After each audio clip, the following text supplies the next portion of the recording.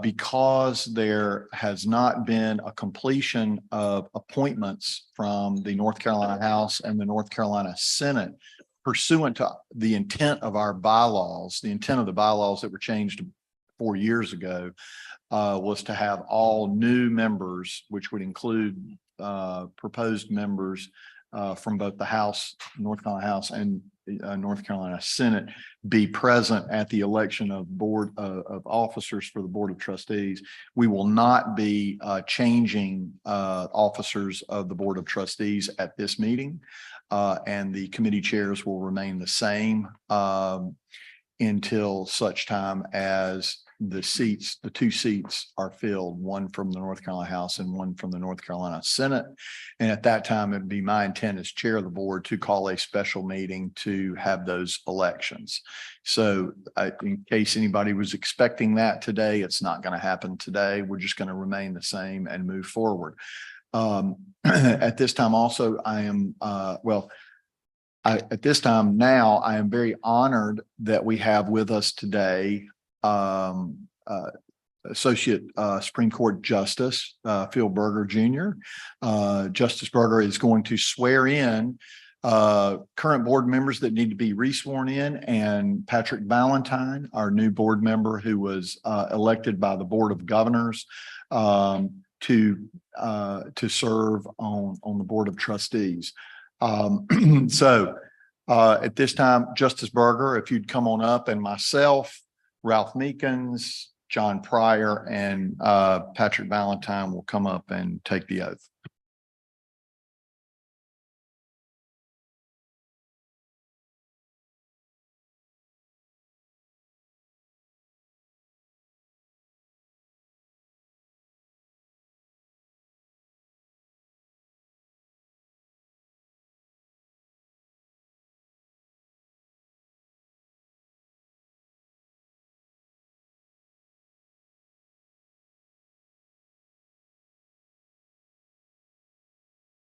Do each of you solemnly swear or affirm that you will support and maintain the Constitution and laws of the United States and the Constitution and laws of North Carolina, not inconsistent therewith, and that you will faithfully discharge the duties of your office as a member of the Board of Trustees of the University of North Carolina at Chapel Hill?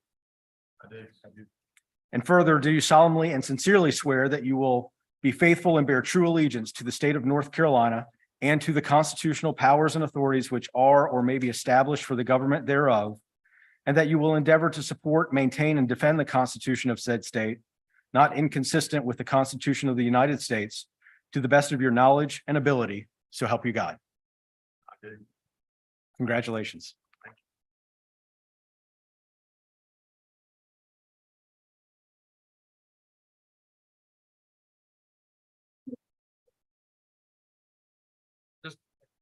Right in here is fine.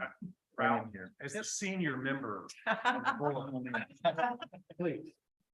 Come on in. Is that any way or? As long as you're on this side of the mic, it's Okay.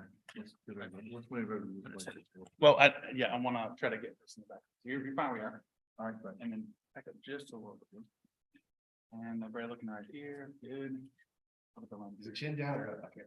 Well, chin up. Chin up is always good. Thanks. That's a good philosophy in life. Chin up. After this, Ralph is going to tell us all about Kenton James. All right, one more looking right here. There. That's looking right here. Good. Perfect. Thank you. Thank you, guys.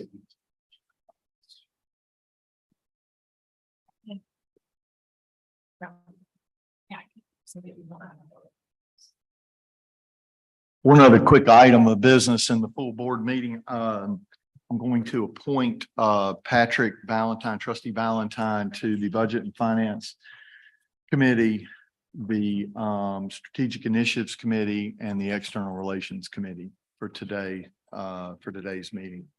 At this time, do I have a motion to what's the right word, Carolyn? Would you? So moved.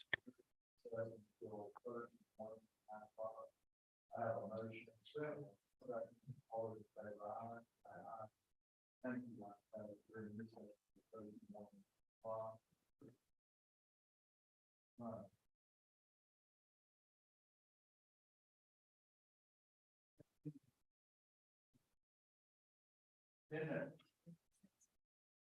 you very much for having me. Just an honor to be here for Senator Now. Well, it's absolutely not bad. We appreciate all of you. Thanks for.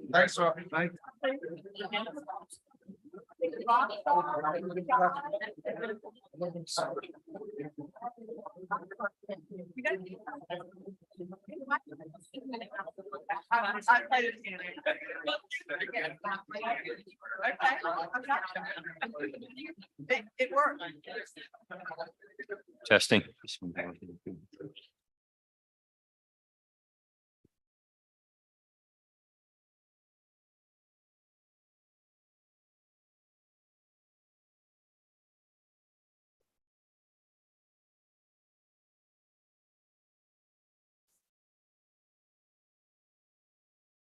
Okay, great. The chair and vice chair of the audit committee are not physically present here today. But I believe that the chair of audit and risk is by Zoom. Is that correct? Is he on Zoom? I am. And Malcolm, are you also on Zoom? Malcolm Turner, okay. Perrin Jones, Dr. Jones, are you on Zoom? Yes. Okay, great. Okay, welcome. So I'm gonna go ahead. Good morning, everyone. Welcome to the July meeting of the Audit, Compliance, and Risk Management Committee. I am sitting as chair of that committee because the chair and vice chair are unavailable to physically be here, although the chair of the committee, Trustee Codis, is via Zoom today. As acting chair of the committee today, I must remind all members of their duty under the State Government Ethics Act to avoid conflicts of interest and appearances of conflict of interest. As you know, if you know of any conflict or appearance of conflict with respect to any matter coming before this committee today, please identify it at this time. I haven't heard any, so I'll call on the Assistant Secretary, Chris McClure, to call the roll of the committee, please. Chair Codis, Here. Vice Chair Turner, Mr. Pryor, Here. Mr. Bullock. Here. Mr. Chairman, you have a quorum. Thank you, Mr. McClure. First item of business is to review and approve the minutes of the May 17th, 2023 meeting. Need a motion to approve those minutes. I have a motion from Mr. Pryor. Have a second. Here a second from Dr. Jones. All those in favor, please say aye. Aye. Aye. Oh, he's not? Oh, I thought he was. I'm sorry. How about Mr. Codis then? Aye. I'm here. Great, thanks. All right. Ayes have it. All right, next item on our agenda is to review and approve the university's fiscal year 2023 annual certification letter of compliance. Dean Weber, welcome Dean Weber, our auditor, to present that. Mr. Weber, good morning. Morning, Mr. Chairman, board members, chancellor, guests. We do have, in addition to the one action item already addressed, 2 action items this morning and 3 information items before you. Just get my slides caught up here. The annual compliance certification letter is marked as Exhibit 1 and supports this action item. It's part of your board packet. The item seeks confirmation certifying the internal audit process at Chapel Hill aligns with established guidelines by the UNC Board of Governors. This is an annual certification process that's completed by this committee each year for submission to the system office. The certification attests to processes supporting sound financial practices and that the internal audit operation and the responsibilities of both the audit department and the audit compliance and risk management committee are met.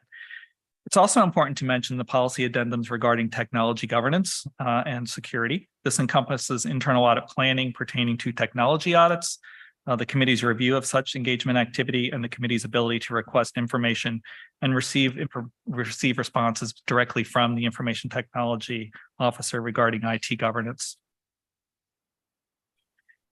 This slide highlights the defined responsibilities of both the committee and the operational responsibilities of the Office of Internal Audit. This includes the annual external financial review of the external financial audit of the university that occurs each year, as well as any other audits performed, corrective action plans that are proposed as a result of completed audits, audits of university associated entities, quarterly status updates from the chief audit officer, the university's annual internal audit plan and staffing level, and lastly, a review of the year-end Office of Internal Audit annual report. The letter is presented for the chairman's endorsement, and it details the specific responsibilities of the committee, all of which have been met for this reporting period. So prior to considering the motion for the endorsement of this letter, I'd be happy to answer any questions if there are any. Yes. It says that we're reported conditions, action conditions. Have we addressed procedure on that point?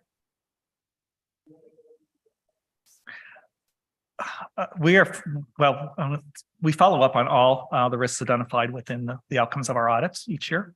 And I would have to look specifically if that one has been resolved as of yet.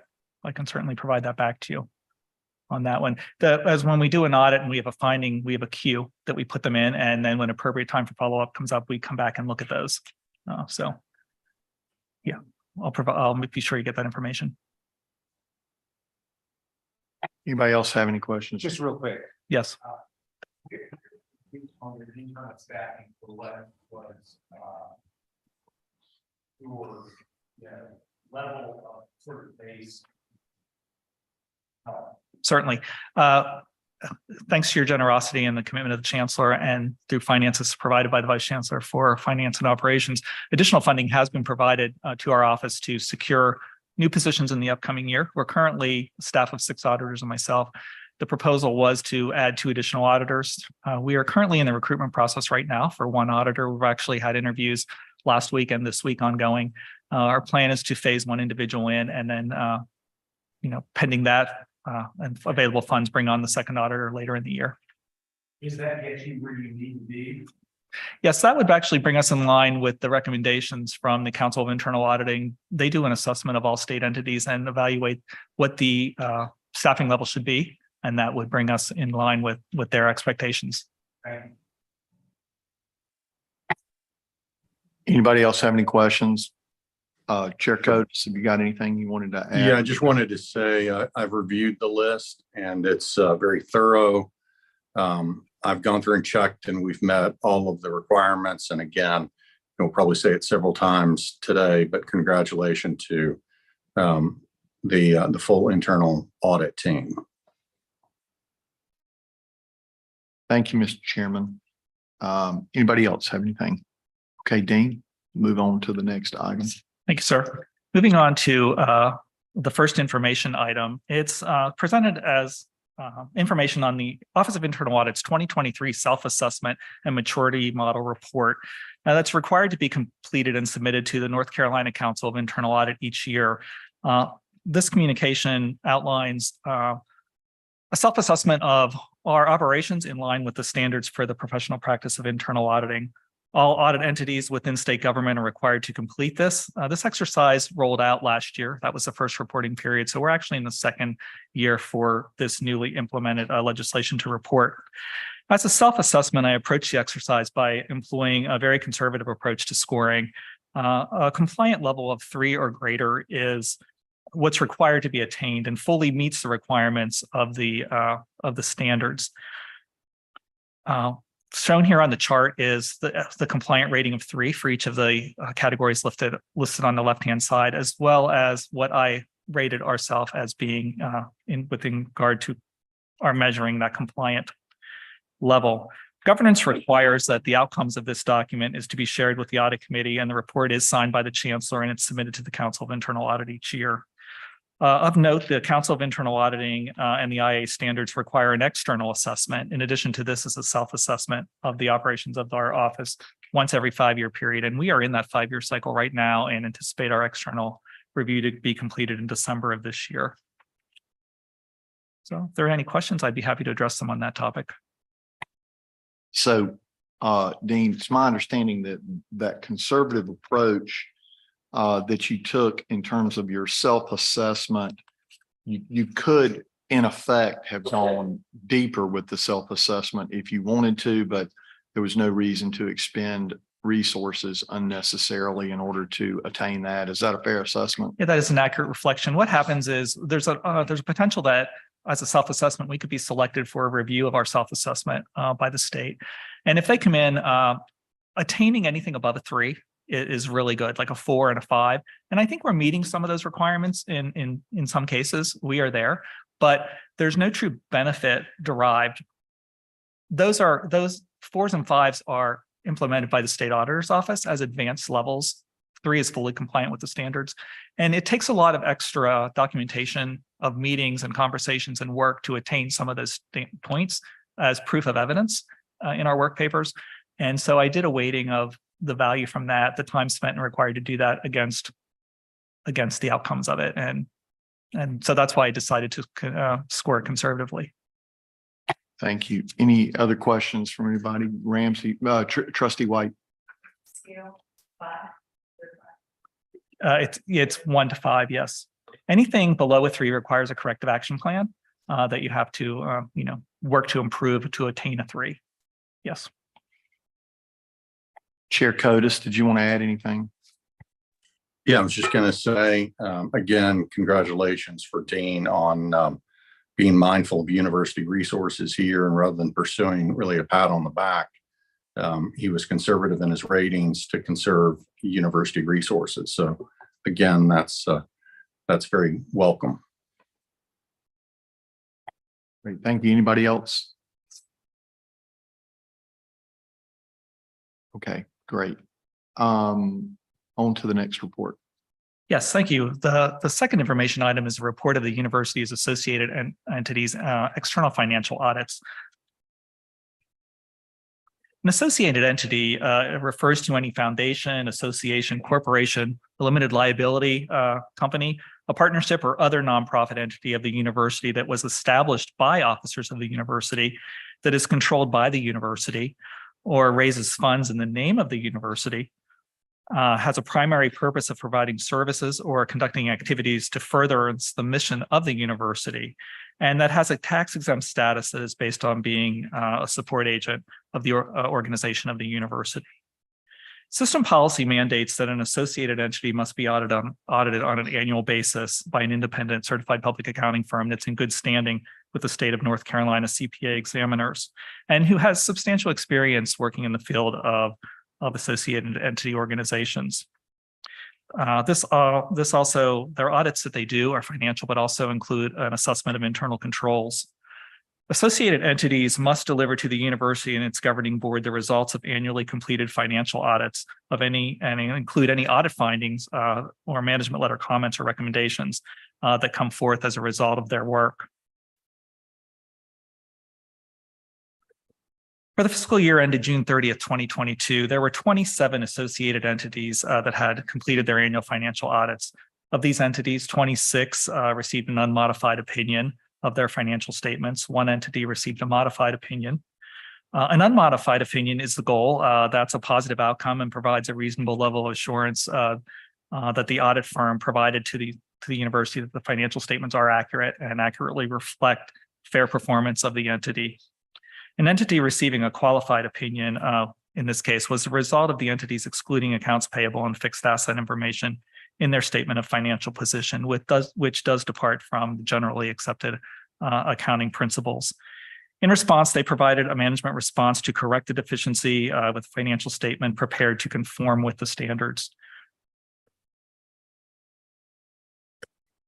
The external audit firm firms also provide management letters, and these management letters provide summary outcomes of the financial review and also address some instances of sometimes of internal controls that could be improved upon.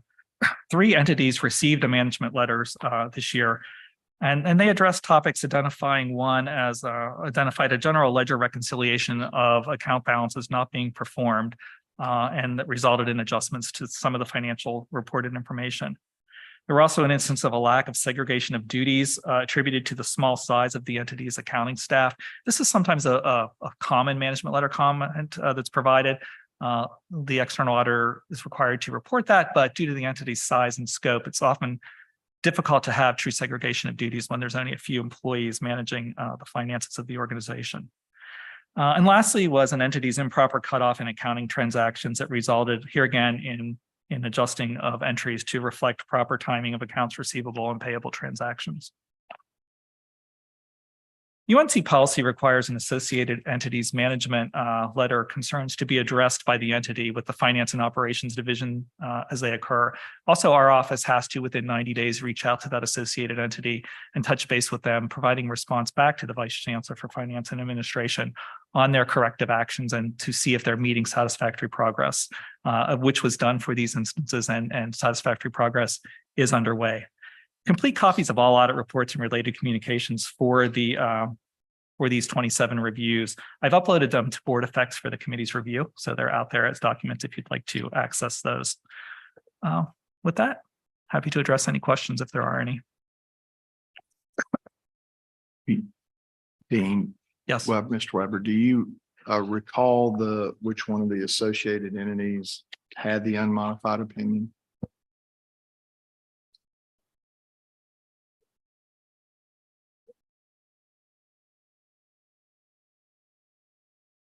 That was the Carolina Angel Network. Do you have now when your team completes these audits, do you do like a report? Is there an internal written report on that, or is it just you just review it, and how does that get recorded? Certainly, good question. We do document our review internally in work papers. We don't issue a formal report on it. However, we do issue a communication directly to the Vice Chancellor for Finance and Operations to ensure that he's aware that we met our requirements with the state in reviewing that, and that whether or not we believe satisfactory progress is being made. Okay, thanks. Are there any other questions?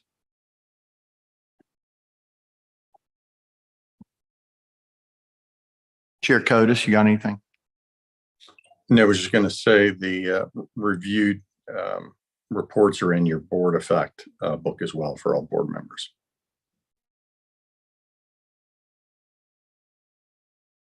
Okay, great. I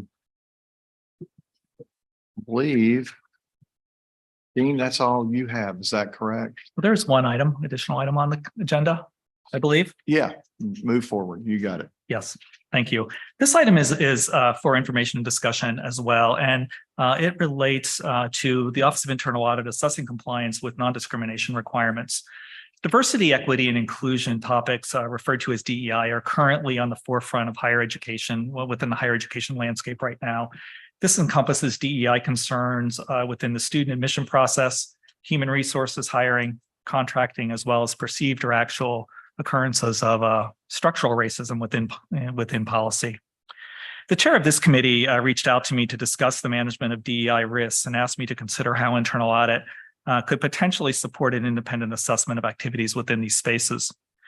As you all know, the Student for Fair Admission Supreme Court decision issued in June of this year impacts the admission processes here at Carolina, ruling that affirmative action admission policies which give way to an applicant's race are now unconstitutional. At this early post-decision point, the university is adapting admission practices to fully comply with the ruling. Addressing structural racism within UNC system in general, the UNC system, the university, and state government are reviewing and addressing laws and organizational policies right now that have been created over time and may support, in some instances, perceived unfair advantages for some people or harmful treatment of others based on race or ethnic groups. University leadership continues here to be very proactive in assessing and works to eliminate perceived or potential structural racism at UNC. The Office of Internal Audit could assess plan changes to the undergraduate student admission process. Separately, board policy assessment of university policies, procedures, and practices related to DEI could also be completed. But there's some caveats with that. The Office of Internal Audit did complete a diversity, equity, and inclusion audit with a report issued in May of 2022. The objective of that engagement was to verify UNC System Office diversity initiatives were being carried out. They were measured and reported by the university in accordance with System Policy 300.8.5, and that policy is regulation on diversity and inclusion within the University of North Carolina. outcomes of our review identified that the University Office for Diversity and Inclusion is following system policy, and there were no findings as a result of that audit. Both of them mentioned DEI, the potential assessments that internal audit could do present challenges in some aspects. And regarding admissions, it is early in the change management process right now. Implementation work has likely been projected, but may not yet be complete. The optimal time to engage internal audit to assess these changes really needs to be, a key point and considered to provide the most useful and accurate results of an audit. Related to an assessment of organizational policies on DEI, I understand many of the university divisions with guidance from the provost are working to actively review and enhance, and in some instances actually develop policy around this topic. With our assessment of admissions, timing here would also be an important consideration of when these audits would be most valuable to be conducted at what time. So with that background, I open this to any questions. Any questions? I'll jump in. Yes. With commentary. So the concept of this is to ensure compliance out there and to make sure that we're affording equal protection to all of our students and faculty and contractors out there. We're anticipating, or I think everyone's anticipating, a follow-up at some point to SFFA that will delve in and look at compliance issues, as well as where this spills over into other areas that we've discussed. So what we're trying to do is be proactive with this and make sure that we're in compliance, that we're providing equal protection. And the best way to do that, of course, the only report that the board has functionally reporting is audit. So it's my understanding from discussions with various board members that we do wish to ensure compliance. And so this is a step in that direction. Thanks, Chairman Cotis. Any additional questions, comments, board members? Yeah, Mr. Chancellor. Yes, I'd just like to thank you, Dean, for your sort of assessment of that, and Chair Cotis, I respect your opinions on this as well, but I just want to commend the members of our leadership team who have been working on this for many months, long before the Supreme Court decision came down. Our Office of University Counsel, which has briefed the board on the steps taken to this point in complying with the law, are the Office of Provost and several members of Provost Clemens' team, our admissions team, and others have been working tirelessly on this to ensure compliance. And I'm very confident that we will deliver on that. And the guidance that has gone out to all the deans and whatnot, I think has been very clear of what the expectations are. And so I just want to take the opportunity to thank those who have worked tirelessly on this. I'm looking at Becky Mangini, her team is also in the Office of Human Resources has worked very hard on this. So thank you.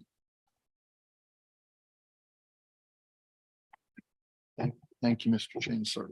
Any additional questions or comments? No? Okay, great. Thanks, Dean. I do do I hear a motion to approve the 2023 annual certification letter? I have a motion. Do I hear a second? And I have a second from Chair Cotis. Any discussion? All right, hearing none, all those in favor say aye. Aye. Aye. Opposed? All right, great. That motion carries. Do I have a motion to put the certification letter on the consent agenda? I have a motion from Trustee Pryor. Do I have a second? Second. I have a second from Chair Cotis. All those in favor, please say aye. Aye. Aye. All right, great. So we'll put the annual certification letter on the, and let's go ahead and add the minutes as well. Any objection to adding the minutes to the consent agenda? All right, hearing none, we'll add those to the consent agenda. All right, great. Thank you, Dean. Thank you. Appreciate it. Great.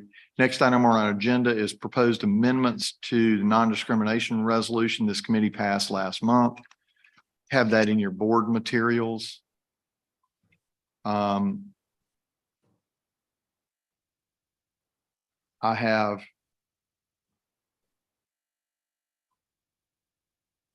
I have a motion to make. Yeah, and Chair Bullock, just for some context here, this was the resolution that we passed unanimously in audit in March of this year. And we paused while we were waiting for the SFFA ruling because we did not want to interfere with that case. And now what we're seeking to do is add the word admissions in the section, and the now therefore section that talks about hiring and contracting. So admissions would be added to that. So that's one part of it. I understand that there's some other discussions that people would like to have regarding some possible changes. But from my standpoint, the one change I'm looking for is to add the word admissions as we previously discussed.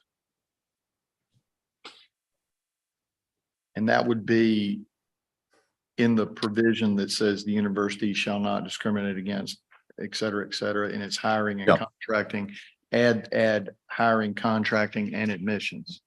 That's correct. Okay. I have a motion to do that. Second. Okay. Well, we'll save all that, but I think so we don't have to keep doing it every time. Is that okay? Chair Cotis? Sure. Yeah. Okay. I'm fine with that. I've talked to you and others about also amending that particular language to bring us consistent with the Board of Governors policy, which would be to actually amend that entire sentence, adding admissions, just like you said, but saying that there shall be no unlawful discrimination against any person on the basis of race, color, religion, sex, sexual orientation, gender identity, national origin, age, disability, genetic information, or veteran status. That brings us consistent with the Board of Governors resolution. Do I have any of you're good with that, Chair Cotis? Yeah, I'm absolutely good with kind of expanding the laundry list. The list was pulled from Title VI. Yeah. So that's where the original list of the protected classes came from. Yeah. And I think in that, sex covers orientation as well as identity as well in the federal definition. But I'm fine with a longer list. The one thing I'd like to modify on that is when we talk about unlawful, none of us can do anything theoretically that's unlawful. So I think what I'm looking for here is a little bit more policy, that we're not just saying we'll follow the law because clearly the university thought it was following the law before the SFFA ruling. Otherwise, it wouldn't have opposed it. But we're looking to spot any issues and anticipate problems. So to the extent there's a desire to discriminate or grant preferential treatment, I guess I'd be looking more for the university to bring that forward and identify that rather than kind of question whether or not it's lawful. Yeah, no, I understand, but I think the unlawful designation is important. I could think of several really easy examples. For example, athletic ability. The university discriminates based on athletic ability. Yeah, no, but that's not one of the items that we listed, and we're only talking about in admissions, hiring and contracting. So that's not one of the classes that we're listing. No, I got it. I'm just simply saying that we do discriminate, and it depends on your definition of discrimination. And so I think that's sort of the broadening of that term, and that's why my personal belief is the word unlawful would be important there. I don't think it changes the intent of the resolution or the effect of the resolution. It just covers the university. And when we do, in fact, we discriminate in-state students. Right. And again, that's not one of the 5 items that I had listed in the original resolution. I don't know any instances where we're discriminating based on national origin, race, gender, religion. ethnicity. Those were the primary ones. This is a state policy by which for SHRA employees, we are required to preference military experience in certain cases. So That's true. Yeah, that was is my, a responsibility that we are following state law to do so. So I do think we do have examples of that sort. yeah, and that was my third example. Becky brought it up, just in case you didn't hear that, Chair Cotis. And that was, there is a legislative policy to discriminate on behalf of veterans. No, I completely understand, and that's why I didn't have veteran status in my list of items. Because you are, or athletic ability, or one of these other categories. I guess the question would be, are there examples where the university would say it's discriminating in one of the 5 classes that are in the original resolution? Right. And that's why I limited that there, so that we wouldn't get into this other areas. Sure. I just, my intent is to mirror the Board of Governors. I don't want to do anything that would be contrary to the Board of Governors. I think that's important. I'm gonna move for that change. Do you oppose that change, Chair? Well, I guess I'm wondering if the Board of Governors lists veteran status on it, and yet we're saying we do have a program that does that, why we would include that and say we can't discriminate if we are in fact discriminating based on that. So I'm just trying to think logically through it. I get it. And I understand you were on the Board of Governors when this policy passed. Because it's considered lawful. And Yeah. so I Yeah, think it's considered lawful. both That's right. The word lawful and the protected status category. Right. That align for federal government. Right. Because it would be considered lawful, Marty, is what the information I'm getting. That would be lawful discrimination to give someone a veteran preference, for example.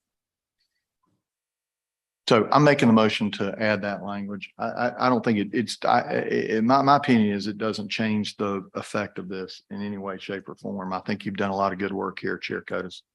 Okay, well, why don't we add one more element to it then and say, the university will identify any programs that it deems to be lawful discrimination.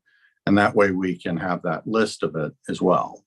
And maybe just say we've got those items that we tack on, and we can certainly add them, not looking to rush that. If there are certain areas like the veteran status that need to be protected, fine, but I think we should have a catalog of that so that the board is aware of what's lawful or not. Sure, I'll do that. We'll just add that the university will endeavor to give us a list of those and give a report to the board. That good? Yep. All right, great. So Ms. Pratt, did you get that, or Mr. Secretary, did you get that? All right. Is there any additional discussion or information?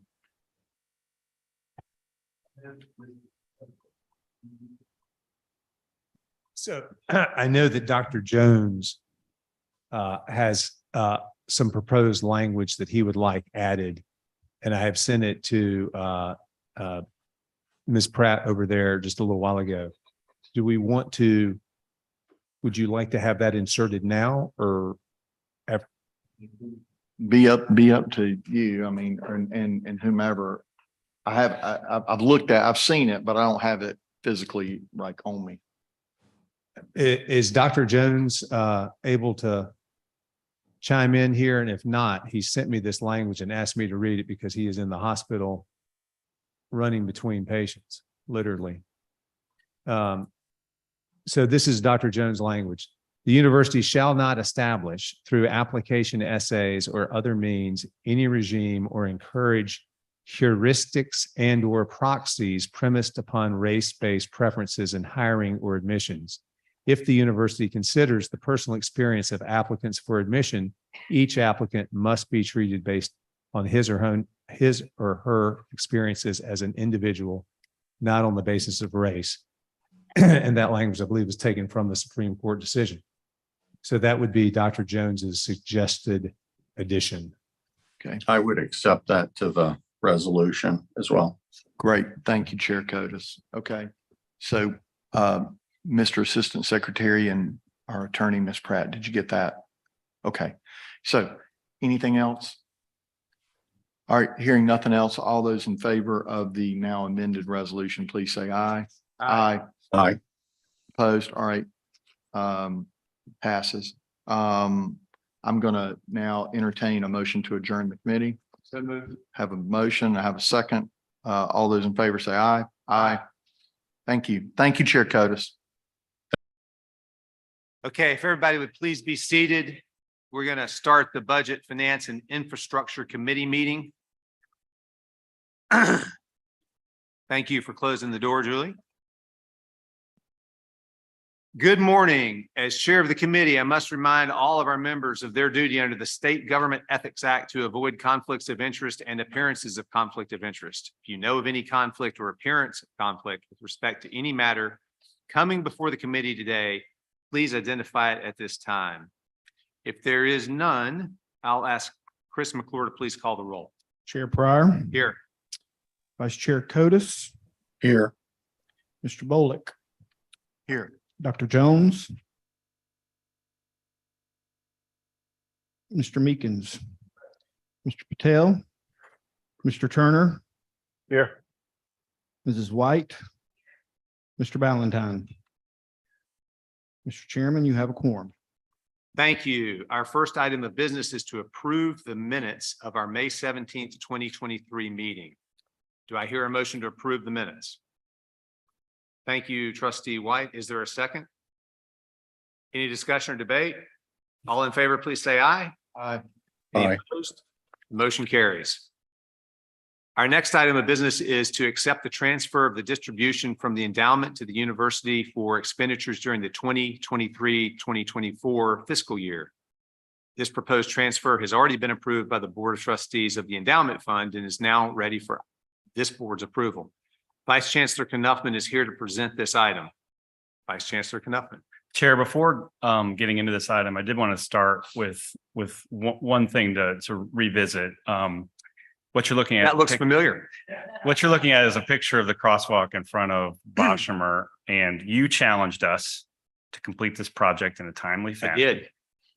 I'm very proud to be here in front of you to report that we've met that challenge, and I just want you to know our team looks forward to celebrating with you in the near future. Well, thank you very much, Vice Chancellor Knuffman. And is Evan here? Because I think I see you now. So I have to compliment you on the execution of this project. And I don't know whether or not the black and white stripes were safety mandated or if there was some allusion to putting me in jail for having driven the train so hard, but thank you very much for getting that done. And there will be a celebration at a time to be determined, trust me. Thank you. So the item transfer to the university, the endowment's distribution from the investment fund, BOT approval of the endowment transfer for the university expenditure is required, and this item is brought before this body each year. You can see that allocation schedule in your materials. The vast majority of those funds are restricted and supports professorships. A small amount of that funding is unrestricted. The uses of that unrestricted funding have not changed over time, and it's still the same allocation. I'm happy to take questions on this item. This item does require a vote by the committee. Yeah, any questions for Vice Chancellor Knuffman on this transfer, which is as we have been doing it previous years and nothing out of the ordinary? No questions? Then can I get a motion to approve the transfer? So moved. Thank you, Chair Bolick. Can I get a second? Thank you, Trustee Patel. Any discussion or debate? All in favor, please say aye. Aye. Any opposed? The motion carries. Next item of business is to approve the university's traffic and parking ordinance. Vice Chancellor Knuffman. Thank you. Each year, we bring updates to the ordinance regulating transportation and parking at UNC-Chapel Hill for the board approval. Again, these ordinance changes are typically housekeeping. and relatively minor updates. The more substantive policy changes, items dealing with such things as pricing, allocations of permits, just overall financial strategy, that is dealt with during our 5-year planning process. So that 5-year planning process is currently underway, and we will be bringing updates on that to you. As for these ordinance changes that you have in front of you, there are one group of items that are just relatively minor changes to dates and language. Another set of changes really dealing with improved enforcement. And the third area is the inclusion of a reference to the Board of Trustee approval for campus events. I'm happy to take any questions on this, and this item does require a vote by the committee. Yes, Trustee White.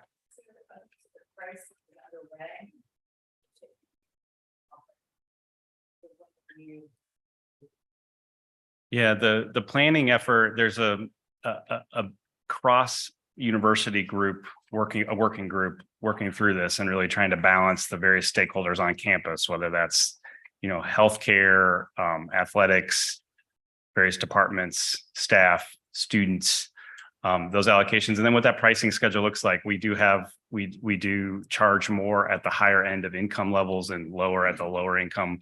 Do we have that balance correct? They're still working through that and running some financial projections on what that looks like across the whole system. We should have a finalized set of proposals to bring early next year. But we're working through some of those scenarios. Well, I would suggest in the parking, particularly the last one. And have it be, so to be able to have more flexibility on the top end. That's good feedback. Just out of curiosity, with the soccer game last week, I understand that the pricing is like Graham's Head was maybe $80 a car or $90. How did that work? Did we keep any of that revenue, or was it all the soccer related enterprise? We did keep some of the revenue. So the way that contract worked, we were able to recover costs, our costs at the university for As in the staff and cleanup and correct and management of the event. And so we are able to, under the ordinance, to charge up to a certain amount. And then also we recovered a little bit above that to recover our costs. The event sponsor then did tack on some additional dollars on top of there. And that's how you saw that number get to the level you referenced. Is that the highest you're aware of to date? I am not aware of any other event where we've had parking that got to that level. And I'm assuming it was max capacity. I mean, like there wasn't any extra parking. It's a good question. I know we want to do kind of an audit on how everything worked. Yeah. Including parking and whether or not we fully utilized all the allocated permits and spots, and whether those were utilized, and even what that pricing really did to demand. I got to ask one more. Are you familiar with the outdoor education center that is sort of like Laurel Hill Road, sort of back there? I noticed there were a lot of people utilizing that to park and walking, towards campus and across Hooker Fields. I was just wondering if that was a designated parking spot, or if those people are. I'm not familiar with that. I don't know if we allocated parking there at all or not. I'm not sure. Okay. Any other question, Trustee Patel?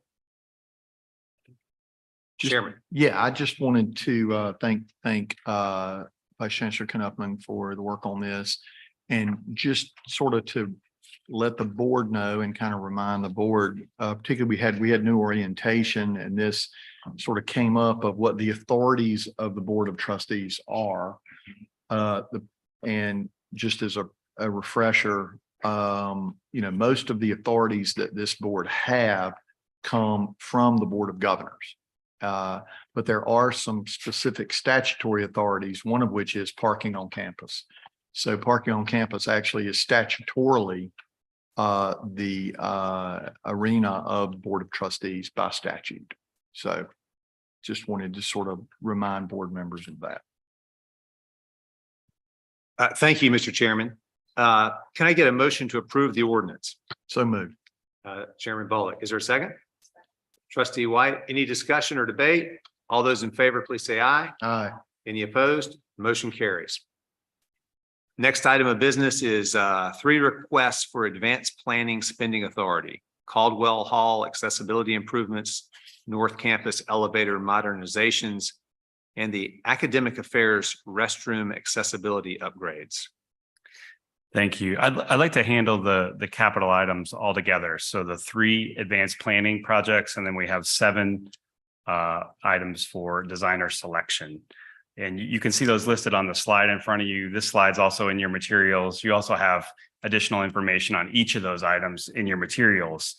For the advanced planning piece, those 3 items we've got listed there, we're requesting approval. It's really for a package of accessibility related projects. You might remember during our budget discussions, setting aside funding for accessibility and accessibility projects. These 3 advanced planning projects comprise the vast majority of that investment. So that's the advanced planning side. On the designer selection side, we're requesting approval for 7 projects. You see them broken into the 4 up above and then 3 down below. For these projects, all 7 of them have already been approved by either the legislature, the Board of Governors, or this body earlier this year. So in the group, you'll see several accessibility projects. There's also some building envelope projects and then an HVAC project. The first 4 projects listed, so the top 4 on that right-hand column there, Brinkhouse Bullet, Lineberger elevators, the Tarson Hall envelope, Environmental Health Safety roof, and Carroll Hall, Dye Hall elevators. Those are already approved by the legislature and named in the R&R project list. So we have funding for those. The next 3 down below under that university funded R&R projects, AOB, that administrative office building, you will remember this item. The Board of Trustees approved this project several months ago, and now we're selecting the designer. So that's why it's in front of you. The Morris Residence Hall and the Beatty Hill HVAC, those have already been approved by the Board of Governors, and we're now just at that stage where we're selecting a designer, and that's in front of you. For all 7 of these projects, it's recommended the committee approve the designer in the order listed in your materials. So you'll see in your materials, there's a rank order of 3 for each of those. Our team's available to address any questions, and it does require a vote by the committee. Thank you, Vice Chancellor Knopfman. I don't have any questions on this. This is all what we've seen in the board material. Does anybody have a question regarding these items? Trustee Patel? Do I hear then let's go ahead and move on. Do I hear a motion to approve the request for advanced planning spending authority? Thank you, Trustee Patel. Can I get a second? Thank you, Trustee Meekins. Any discussion or debate? All those in favor, please say aye. Aye. Any opposed? The motion carries. Next item, review 6 proposed designer selections. These include, Got that one. got it all here. Thank you. Actually running a little bit ahead. How about that? Design approval for Carrington Hall. So you approved a Carrington Hall design back in March. So that's earlier this year. We've made a material change to the building and it requires your reapproval. Let's see if I can. This is a picture of the exterior that was approved in March. So back the original approved in March. Here you can see the updated design. You can see there's more glass, better aesthetics. The dean greatly preferred this. I do want to clarify on this building and the change in front of you. We are not increasing the budget for this building.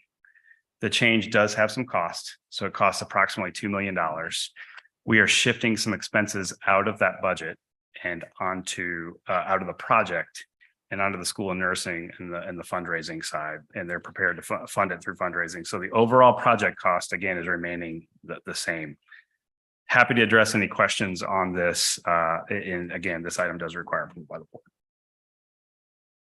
Any questions on this one in our #1 ranked nursing Just school. a quick question, moving away from the brick to all glass, what does that do to operating costs?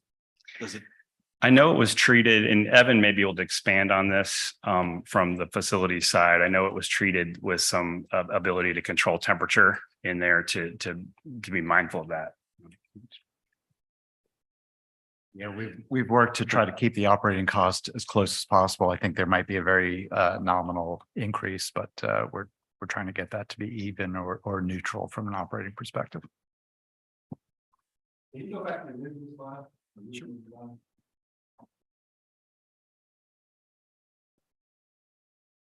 It does, but I wonder how much of that is back. That's good. Yeah. It's not bad. After dinner. Here's some different views, different angles.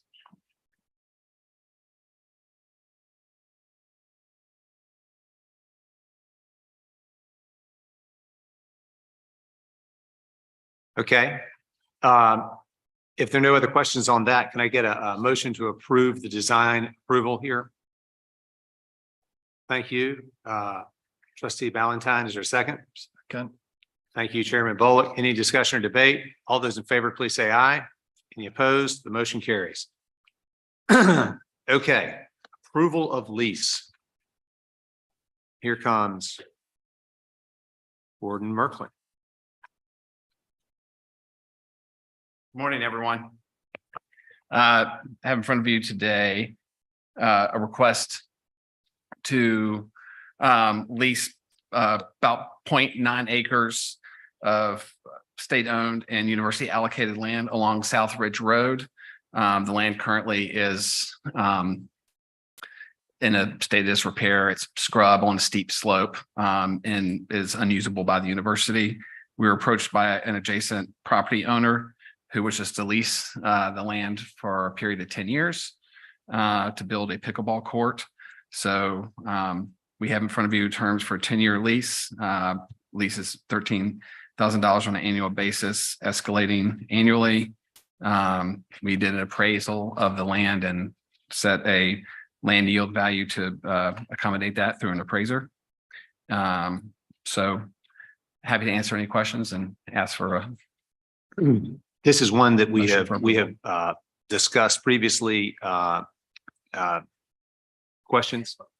Yeah, this is the same one, and this is now a lease and not a sale. Right. And It's also a 10-year lease. 10-year. It's a 10-year lease. With an escalator. University receives all the money for that. University receives all the money for that. We maintain ownership of the property. So.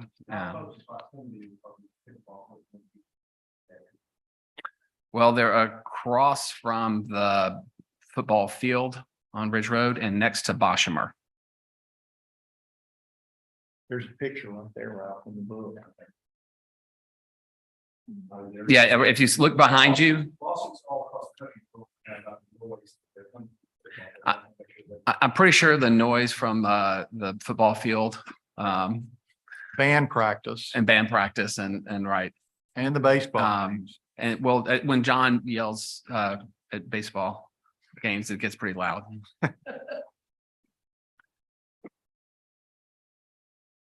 The land's not used now. The land is not used at all. In fact, we don't even do anything with the land.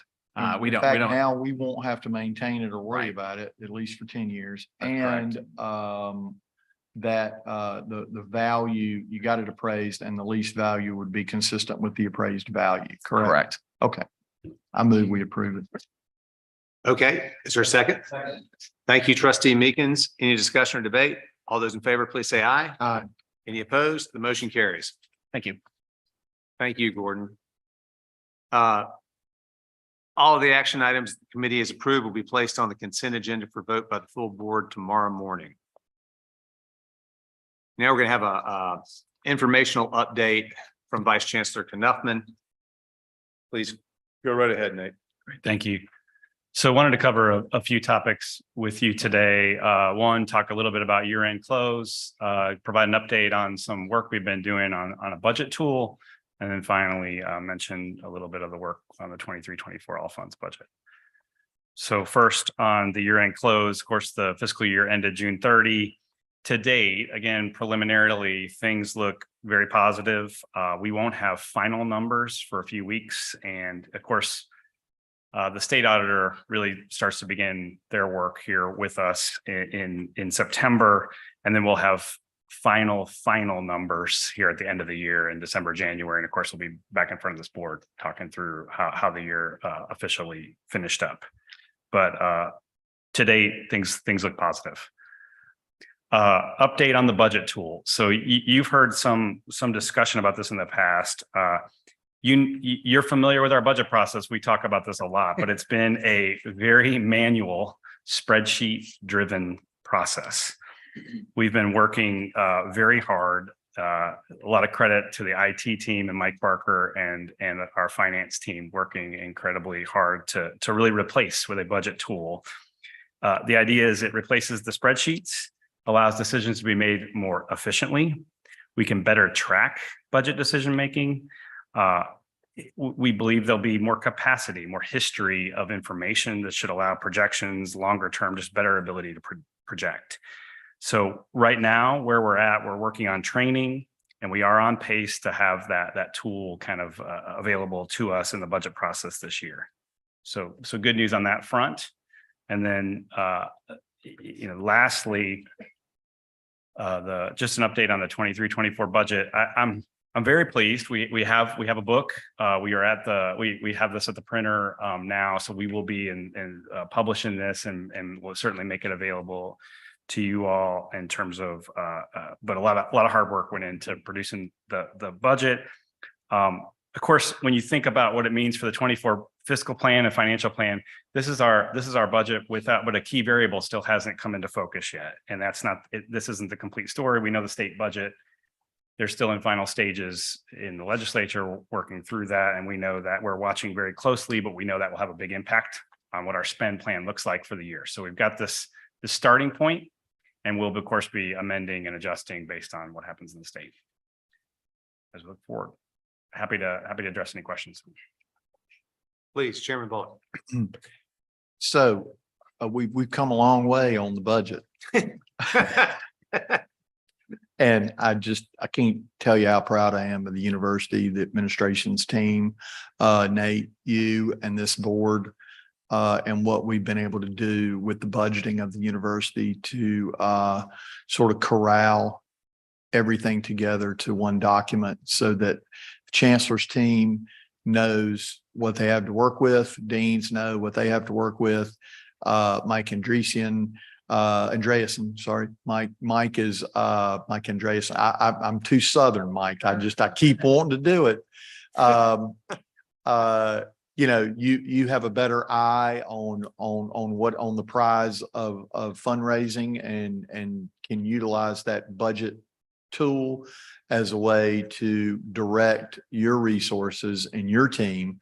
I'm gonna do it again. We brought it up yesterday in our orientation session, and that is, the fact that rating agencies actually quote the fact that we as a university have been able to capture our operating budget in an all funds manner to give a clear picture of the university's financial position, puts us in a really strong position moving forward. So I just want to say, I think it's great. I'm really proud of that work. Well, thanks for the kind words. The credit really goes, the campus, without the buy-in, everyone on the campus works extremely hard to make this a reality. And the chancellor deserves a ton of credit for leadership and sponsorship to get here. And so does the board. The leadership here, it doesn't happen without all of those parties pulling in the same direction.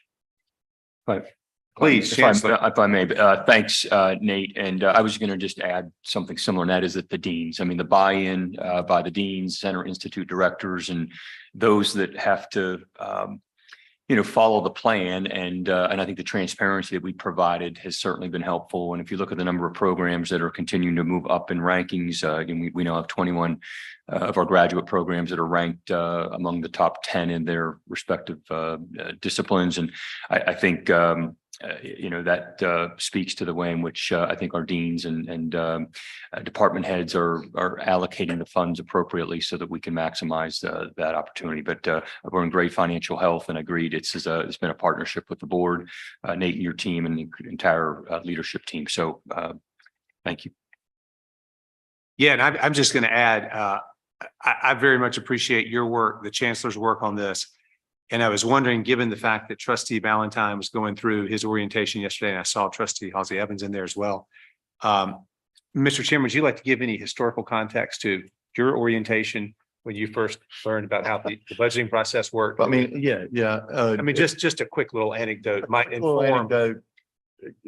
Trustee Pryor and I were at an orientation together, and we were told about the finances of the university and the organization of the university, and we're told sort of in passing that there were north of 14 different budgets that were utilized by the university to run the university. And I had a pause to ask, wait a minute, I want to get this straight. We don't have a unified budget. And the answer was no, we don't. And so from that point forward, it's really been a labor led by the chancellor, his team, and this board with your help, Vice Chancellor Knuppman. You really do deserve a lot of credit for this, and your team with Steve Agostini. I saw him this morning. Yep, Assuming he's there he is. here, and Steve's been a lead on that, and has really, it makes a big difference. It makes us a leader. And so I've talked to other board members at other constituent universities, and we are indeed the flagship. And particularly, we are representing as the flagship university of the system with this budgeting process, because every other constituent institution has really followed our lead on this. So you deserve a lot of credit for that. And just one other little footnote on that, the chancellor was in at interim, just barely at that time. Vice Chancellor Knuppman was not in his capacity. And to both of their credit, as time moved forward, were able to address this. And when Chairman Bullock told me, do you realize that's 14 different budgets? Or I use the number 18 because it's what I recall, but he's probably right on that. And I didn't think he was serious.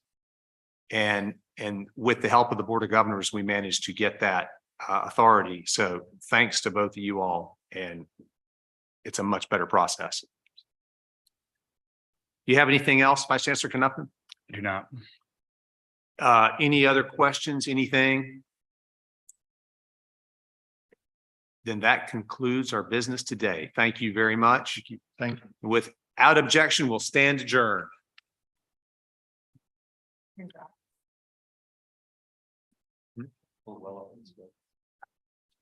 Okay.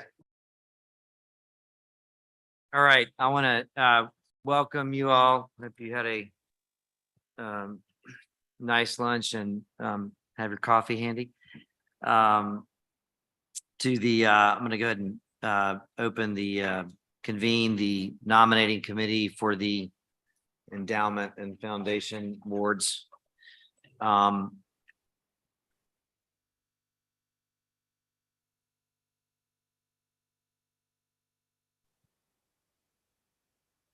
All right, I'll ask Chris to call the roll. Chair Turner. Here. Mr. Brown. Here. Mr. Jones, Dr. Jones. Here. Mr. Chair, you have a quorum, and I believe Mr. Brown is chairing since Chair Turner is remote. Thank you, Chris. With that, this afternoon, we're going to just consider the endowment board nominations, and I would open up the floor for any. Mr. Chairman, may I speak? You're recognized, Chair. Thank you. Yeah, and I appreciate that. I would like to put forward two names for the endowment board: Ann Brennan, who currently serves as a member of the endowment board, and Spence Whitman, who currently serves as a member of the foundation board. I'd like to recommend those two individuals to the endowment board. Second that. All right, so we have two recommended endowment board members with a motion and a second. Any further conversation or nominations? Hearing none, all those in favor, please signify by saying aye. Aye. Any opposed? The ayes have it, and Mr. Chairman, for Dave, Mr. Bryan, we had, as a board, sort of discussed the fact that since two new members are not seated, that it might make more sense to move forward with the foundation because of the way that board is organized, to do that after the new members are seated by the General Assembly. And I'll inform the board that would be my intention at a special meeting for election of officers to also convene the nominating committee as well for foundation members. I'd also like to move that we add the two committee approved endowment board nominations to the consent agenda for tomorrow. Hearing no objection, they will be added to the consent agenda for tomorrow. I think that concludes the business of the nominating committee, and we stand adjourned. Dr. Jones? It's your committee now. You want to open up?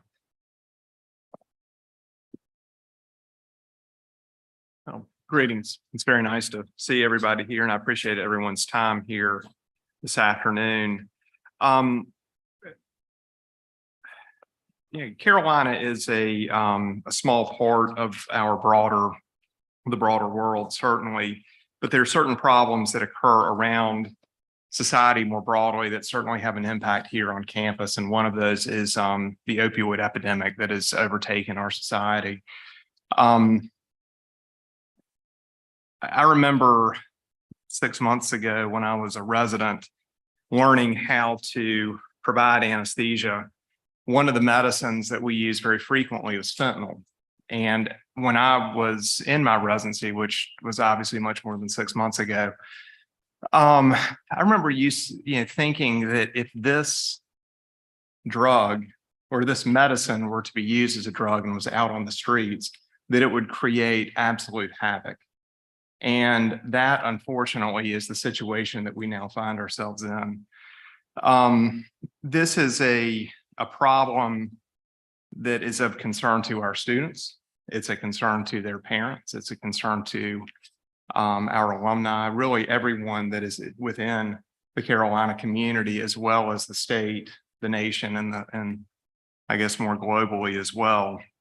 I would like to bring everyone here today, and I guess I've kind of jumped off the, good Lord, I've jumped way off. I'll come back to the end of it. Okay, I'm sorry. I digressed this morning or this afternoon. It's been a crazy day. Chris, will you call the roll, please? Chair Jones. Here. Vice Chair White. Here. Mr. Bryan. Here. Mr. Cotis. Here. Mr. Meekins. Here. Mr. Valentine. Here. Mr. Bullock. Here. Mr. Chairman, you have a quorum. Thank you. I'll go to the minutes next. Our first item of business to review and approve the minutes from May 17, 2023. Do I hear a motion? Motion to approve. Okay. Any debate? All in favor, say aye. Aye. Opposed? Thank you. So going back to the more pressing topic at hand is dealing with the opioid epidemic, not only here on campus, but more broadly. There are a number of people here from Gillings that would like to speak to everyone assembled here today, and I'll introduce everyone in turn. So, or I can do the introduction. Okay, if you'd like, that'd be great. Okay. Hi, good morning. Can folks on the phone hear me all right? We're good? Okay, cool. Today we're here to talk about something serious. 70% of Americans know someone who has died of an overdose individually. The drug overdose problem is one of the greatest public health problems of our generation, of our time. And our campus, like those around us, has not been spared. But we are also blessed at Carolina to have nationally recognized experts who can talk about the upstream causes, can talk about what it takes to keep people safe and deal with the problems that come up as they come up, and how to have an effective emergency response. What I want you to take away today is that we are aware of the problem, not just on campus, but also in our community, in Orange County, and across the state. We are also well equipped to respond to these problems and have a very science-based and proactive plan for how we will prevent overdose deaths as much as we can on campus. A lot of the folks, when they step onto this campus, carry with them traumas and other mental health problems that may be unrecognized. And as young adults, this is the first time when they're away from their parents, and some of these issues are coming to the fore.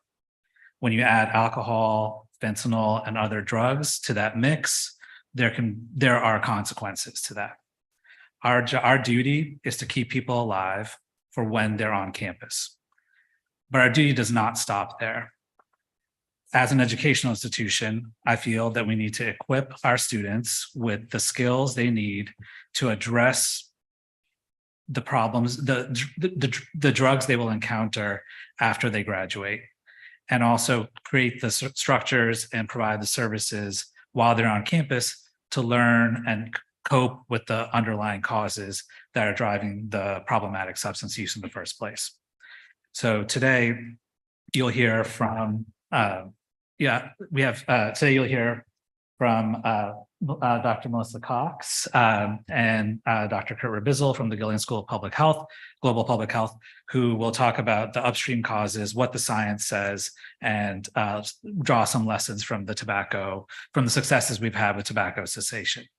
We will then hear from Dean Blackburn from Student Health Services, and representing Student Health Services also is Ken Pittman. Dean will talk about what is happening on campus in terms of upstream prevention, care for students who are in crisis, and emergency response. So those three levels. And then finally, we'll hear from Riley Sullivan, who is an undergraduate student here who has created a really innovative and amazing education program for young adults to prevent substance use and prevent overdose. My name is Dr. Navarin Dasgupta. I'm on faculty at the School of Public Health, as well as at the Injury Prevention Research Center. My lab, and I work with Ileana Massey, who you'll hear from in just a moment to kick us off. In our lab, we monitor the street drug supply in North Carolina and beyond. So we have a lab where we're getting drug samples. So we have a very good idea of what the problems are that are happening in our community. And we also work with prevention services to have the antidote for reversing an overdose available, as well as other mental health and other prevention services. So with that, I would like to turn it over to Ileana to kick us off. Before I do that, I want to also acknowledge that we've had a lot of support from Dean Messinet over here, and Steve Marshall, who's the director of the Injury Prevention Research Center, and in assembling this presentation. So thank you to you for all your coordination. Ileana.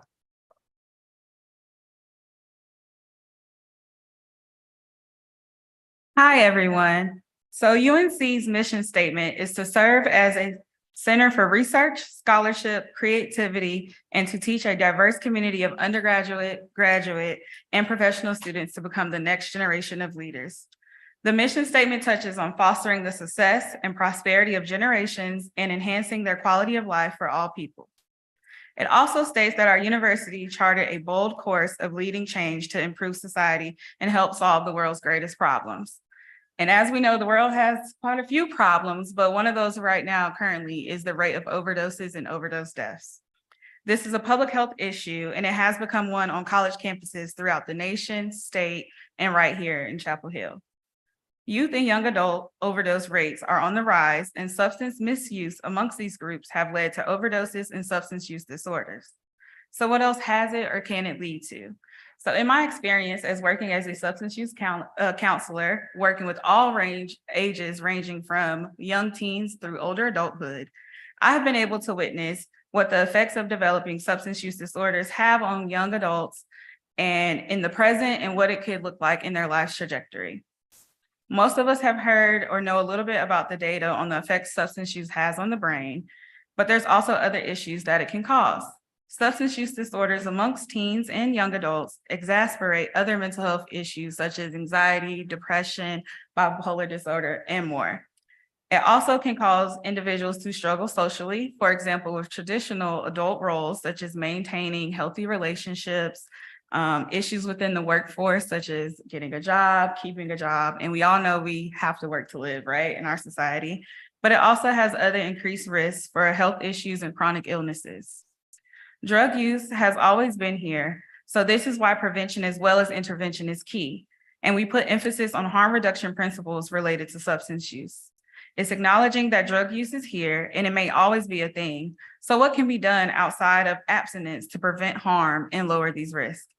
Harm reduction is strategies and principles aimed at reducing negative consequences associated with drug use, while also reducing the stigma and improving the quality of life for individuals who use substances. UNC's mission focuses on improving the quality of life for its students and the community. So by continuing to adapt harm reduction principles and also by expanding on the current programming UNC already offers and implementing others will help UNC continue to achieve this mission. So now you'll hear from other people to talk about what they're currently doing and what else can be done. Thank you.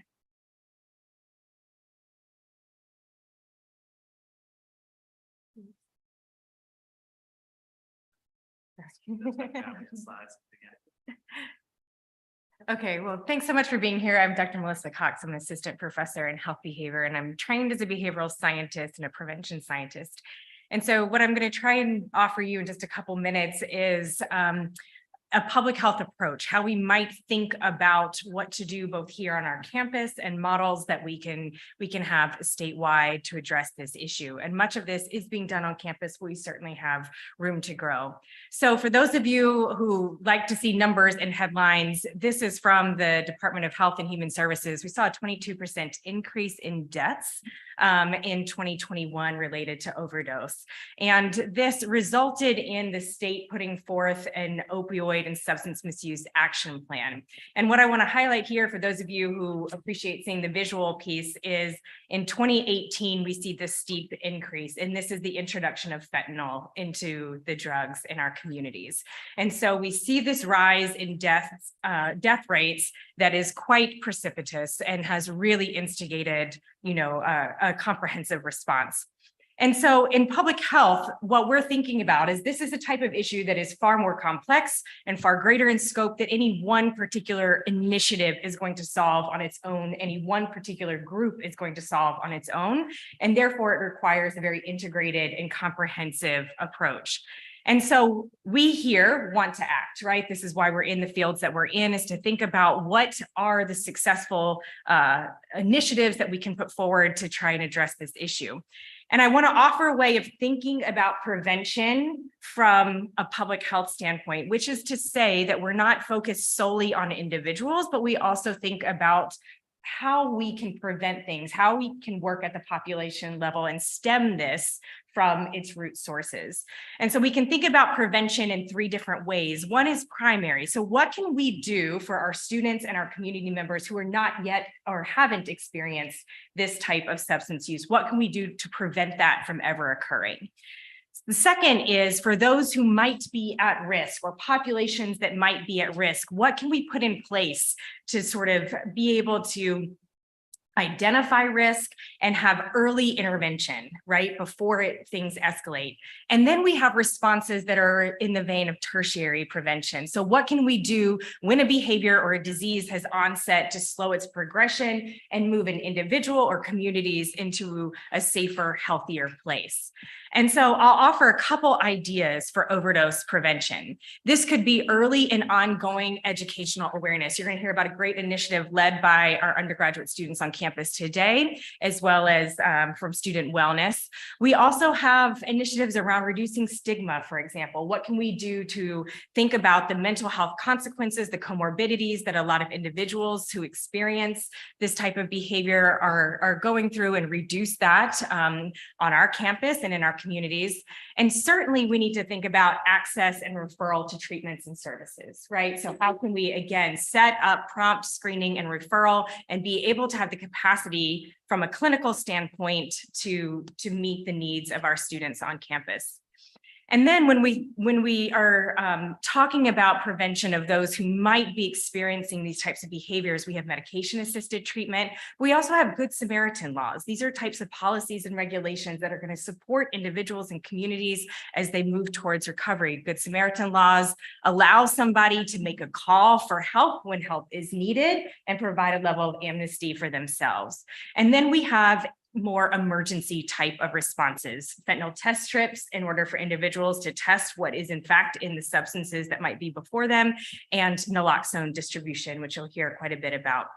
And I want to say that this is possible. These types of complex, multi-pronged initiatives, they're possible. And we see it because one of the greatest public health successes of the last century has been the decline in tobacco use. So you'll see here, this is the number of cigarettes per capita from the beginning of the 19th century up till today. And you see a rapid increase when the US entered World War I up to 1960, and this really incredible decline over just a couple decades to where we are today related to tobacco use. And this type of public health success requires this integrated, multi-pronged approach. So in tobacco, we saw these incredible research initiatives and reports that came out. We see federal legislation. If you look on here, there's multiple time points at which taxes were increased on cigarettes. We know that that influences individual behavior, and that's a policy type of approach. And we see broad and comprehensive media campaigns. I'm sure everybody here has seen some type of anti-smoking campaign and can think about how that makes them feel when they're engaging with that type of media. We also have access to cessation aids. That's a type of individual strategy. And ultimately, this changed the social norms around tobacco. And if you were to go talk to the majority of young adults today, there's not a positive association with smoking as there was decades ago. And with this, we see this decline. And so I offer this as a model to say, we can have success. We can have success with overdose and with the current opioid crisis, and we can follow the success of tobacco as we think about the initiatives that we're doing here on campus. So I'm going to let Dr. Ribisol talk a little bit more about tobacco and connection. Yeah, thank you so much. And Dr. Kurt Ribisol at the Gilling School of Global Public Health. And I want to thank you for hosting this session and talking about this really important issue. This week, my issue of American Journal of Public Health, the headline is on overdoses. And it really is, this is a really important topic. And we're really fortunate to have such an amazing expert as Dr. Nabarun Desgupta. I think he undersold his. I'm going to brag for just a second about him, but if you're watching ABC Nightline tomorrow night, it's a whole special just on opioids, and he's featured prominently in that. And he's routinely an expert. I joke, this is the first time I've seen him in person, I think in a couple of years, but I've heard him more on the radio and TV. I've seen more time than our little time here. So you have people at the Injury Center and some of the people here that you can rely on, who are experts and leaders in this area. As we heard, from Melissa, tobacco control is one of the really great success stories. And one of the things that we've learned from it is that you have to take a really broad-based, comprehensive approach. And this is done through policy change, communication and media campaigns, and norm change. And if you think back, the first bans on smoking started in airplanes, over 20 years ago. And they were very short flights. They were afraid people wouldn't fly if you banned smoking because there was a smoking section and a non-smoking section. The air all intermingled, and it really was kind of a moot point. And eventually it spread to restaurants, to workplaces, to bars, and so forth. And so now we've seen just sort of a dramatic change. 36% of kids in 12th grade smoked. Now it's down to 4%, the lowest ever recorded. And so there is a possibility. A lot of times when you see something in an epidemic, tobacco use has gone up and down. We've had the last decade has been trouble because of vaping, but basically we've made amazing progress. We're still at a really sort of terrible part in the opioid, addressing opioids. And so we are soon, I think, going to be turning the corner and making more positive change. I would encourage us to also to keep an open mind and think about harm reduction. So one of the points that Dr. Dasgupta made at the point is keeping people alive is a key thing. And as part of harm reduction, not everyone likes this idea of harm reduction. So you could say our goal is to never have anyone use opioids or to crack down on them, or it's to do some of that, but also realize some people are going to use them. And if we can make the product safer, or if we can find ways and realize realistically, there probably is going to be some use through test strips and other types of programs and monitoring the product supply, we can reduce the harm. So that's really what I think our goal should be, is reducing the harm and not just only reducing use, because I think that's going to be a more realistic and a wise approach. Because you're not going to be able to rest your way out of this or treat your way with treatments. That's going to take a much broader pace. And so thinking about a full spectrum program, I think is one of the key things that I think I would like to just leave you with there, and monitoring the markets and the marketplace. That's one of the key things, because as you saw from that data early on that Dr. Cox showed, the fentanyl has been a really, really alarming development in this addiction. And I first learned about it through a study I did with NAB over about a decade ago, where he linked data from all prescriptions in North Carolina being offered, and then the death rates, and he tied the data sets together, and immediately you saw a trend of fentanyl being one of the really worrisome topics. So thank you so much, and we look for the dialogue, and please rely on the experts on anything you will need in the coming months and years, because we're here for you. Thank you.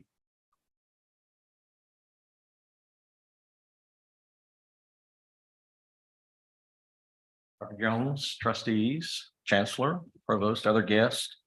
My name is Dean Blackburn, and I serve as Associate Dean of Students and Director of our Student Wellbeing Programs on campus. And on our campus, that means that's the Health Promotion, Health Education, and Prevention Office. My background is in social work and public health. I've been in this field for now 35 years.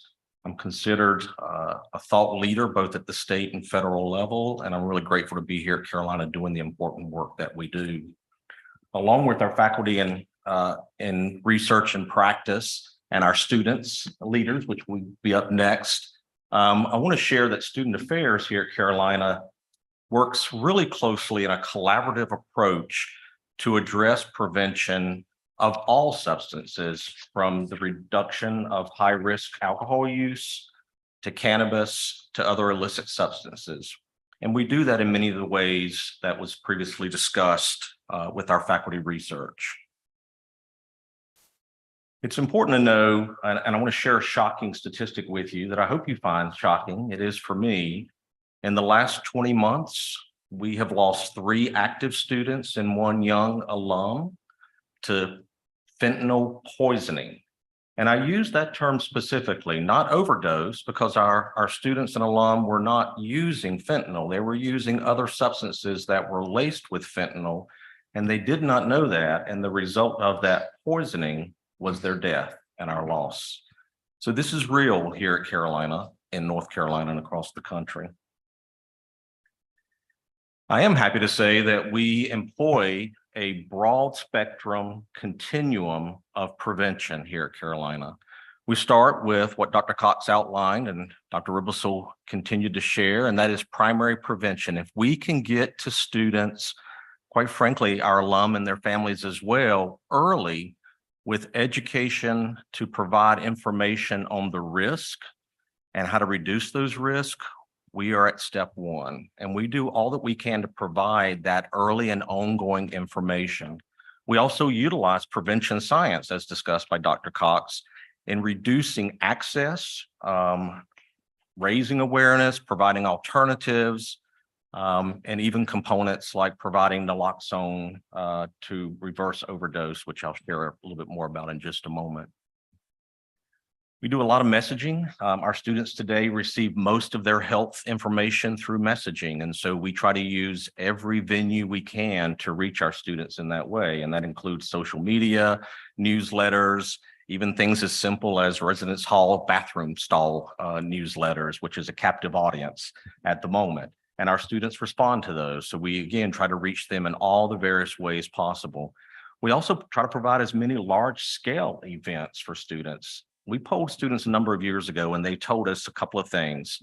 I'm going to use an alcohol reference, even though we're talking about broader issues here.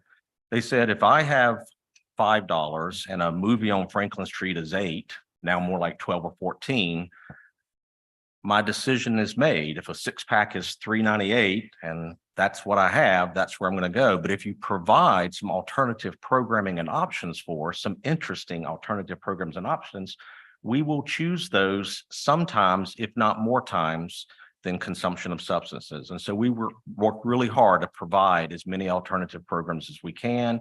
Our leading program for that is called Carolina After Dark, or CAD. I can share more about that if you'd be interested. When we move to secondary prevention, we know it's really important to identify early on and intervene early on with students that might be at greatest risk.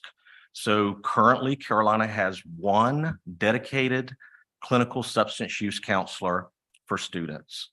That person is located in student wellness. And the reason we do that is because students, our counseling center, CAPS, is primarily a generalist organization. They do have some trained staff there, but for direct clinical substance use counseling, they come to student wellness, and students find that to be a lower barrier.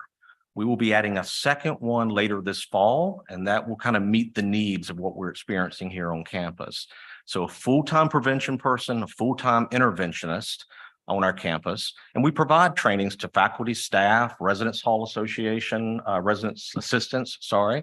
And then we even work with our staff in CAPS and in the medical center, campus health, to do what we call SBIRT. That's a brief intervention. So they will ask students questions, try to get an understanding of what their current use of any substance might be in a confidential and private manner, and then be able to refer them to appropriate resources, either on or off campus, to follow up with that. And that's an important thing that we do as well. We collect, we build a robust network of local individual providers, intensive outpatient providers, and regional inpatient providers. And we work with students and their families to help them access those resources when appropriate, including helping them take an appropriate medical withdrawal from school so as not to unnecessarily interfere with their academic pursuits, give them necessary time to recover and get their feet, get grounded back again. And then when they're ready, we assist them in re-entering Carolina and provide support accordingly. And that leads us to our tertiary or third primary prevention area, and that is making sure that we support students who are trying to make a change in their substance use relationships. And so that may be that they're cutting down, and it may be that they're choosing abstinence or a life of recovery in some capacity.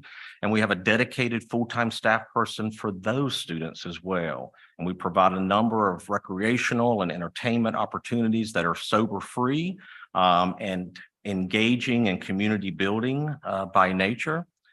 And then we work with those students to Dr. Descupa's note earlier about helping them post Carolina to really build a plan for transitioning from Carolina into the next stage of their life so that they can maintain the goals that they have and remain and the sobriety that they are pursuing. I'll stop there and welcome up Riley, one of our student leaders, to talk about some of the work that our student leaders are doing on campus.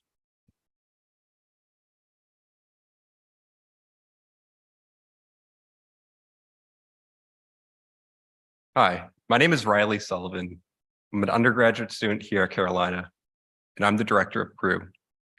We are a peer-to-peer support network for students at Carolina struggling either with their mental health or substance use. Now, CREW was founded out of the Teach Initiative, which is a program here also at Carolina that provides mental health and substance use education to high school students across North Carolina. But through this work, we've come to the realization that there's such a great need and a want for more support here on campus. So over the past year, a group of us have worked to establish Crew. Now, I was personally motivated to join this project because there have been several times that I've gone to the student pharmacy hoping to get naloxone. But every time I've gone, I've been turned away because they'd run out of their monthly allotment. And through our efforts with student wellness, I've come to learn that every year that program is given about $7,000 in private funds to cover that cost. And that translates to about 135 Narcan kits. And this led me to thinking of possible solutions to the lack of resources on campus, like fentanyl testing strips and naloxone. But we didn't want to leave it at that. So I started digging into the research, and I was frightened to learn that in 2020, over 60% of students nationwide met the diagnostic requirements for at least one mental illness. And to contextualize that within substance use disorders, 60% of young people aged 18 to 25 with a substance use disorder also have a co-occurring mental illness. But moving forward into this school year, we're going to host weekly, if not twice a week, outreach tables. That's either going to be in the pit or in Polk Place. We're also giving several presentations to Greek life communities or to student clubs. And then one of our teams is also providing a series of trainings to the RA Association. So our resident advisors have a firmer understanding of the warning signs that the residents may exhibit and the struggles they might face. And our goal is really just to meet students where they're at.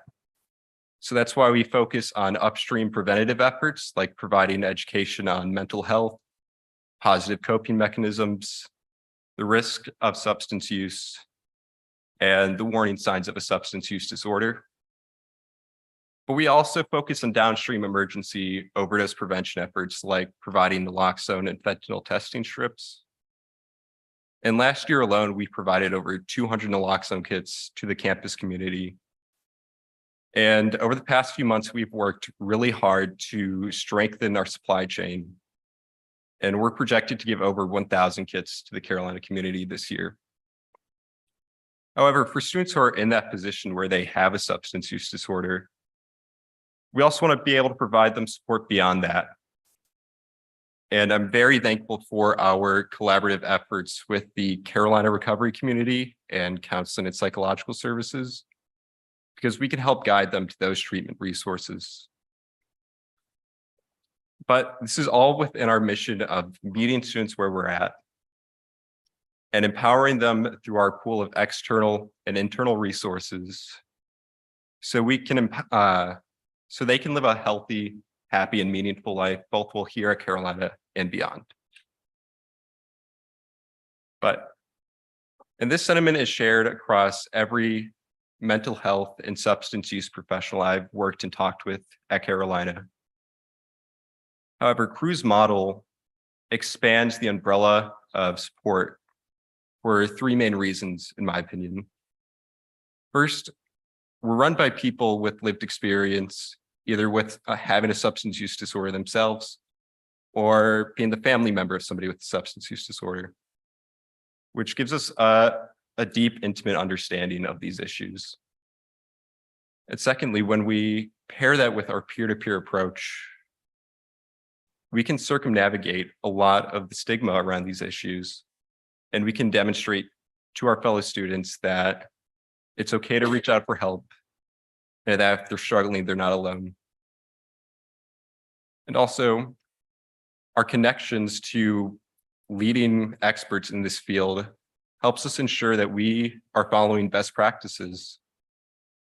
And we also have connections to treatment resources so we can help guide students to those. But a program like ours requires a fair amount of funding and a lot of work. And if we could hire 4 part-time peer prevention coordinators and create more sustainable funding streams, we could provide a sufficient amount of resources to the Carolina community in collaboration with the pre-existing resources on campus. There have been times, in fact, where I've had to pay for program costs out of pocket. And I think if we all can work together, we can truly address this issue head on. Thank you. Thank you. We'll have everybody available for questions. Let me just wrap us up. I've been doing overdose prevention for over 20 years. This is my life's work. In that time, there's one overarching lesson I've learned, and that's humility. Humility in knowing that the forces that are causing drug overdoses are beyond our campus, beyond our state, even beyond our national borders. And those are things that we have limited control over. I've also learned humility in knowing that the people who can make the most difference in individuals' people's lives are their friends and their peers and their family. The work that Riley and his team are doing is exemplary, and it's the kind of work that really needs to be supported. We can have all the formal supports, we can have all the research, but in order to translate that into actual lives saved, that's where we need groups like Riley to step in, and we should do more to support them. So thank you for your time, and I appreciate all your attention. We are happy to answer any questions that y'all may have. Thank you. Well, I thank you, everyone, for your time here today. And I'm sorry if I kind of broke protocol with the housekeeping. This is an issue that has been important to me for quite some time. Had I remained in the legislature, this is an issue that I planned on focusing on pretty significantly. Not only to address unintentional poisonings, but also to look at rehabilitation efforts around the state.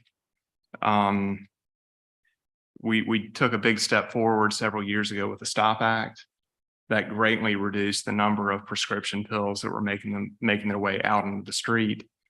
Unfortunately, the STOP Act did not necessarily address the underlying problems of addiction and rehabilitation, which are areas of broad concern that we really need to look at, I think, if we're going to approach this in a comprehensive fashion. And I would like to say there's a lady on campus, her name is Hendry Jones, who runs the Horizons program, and she has done fantastic work in that regard.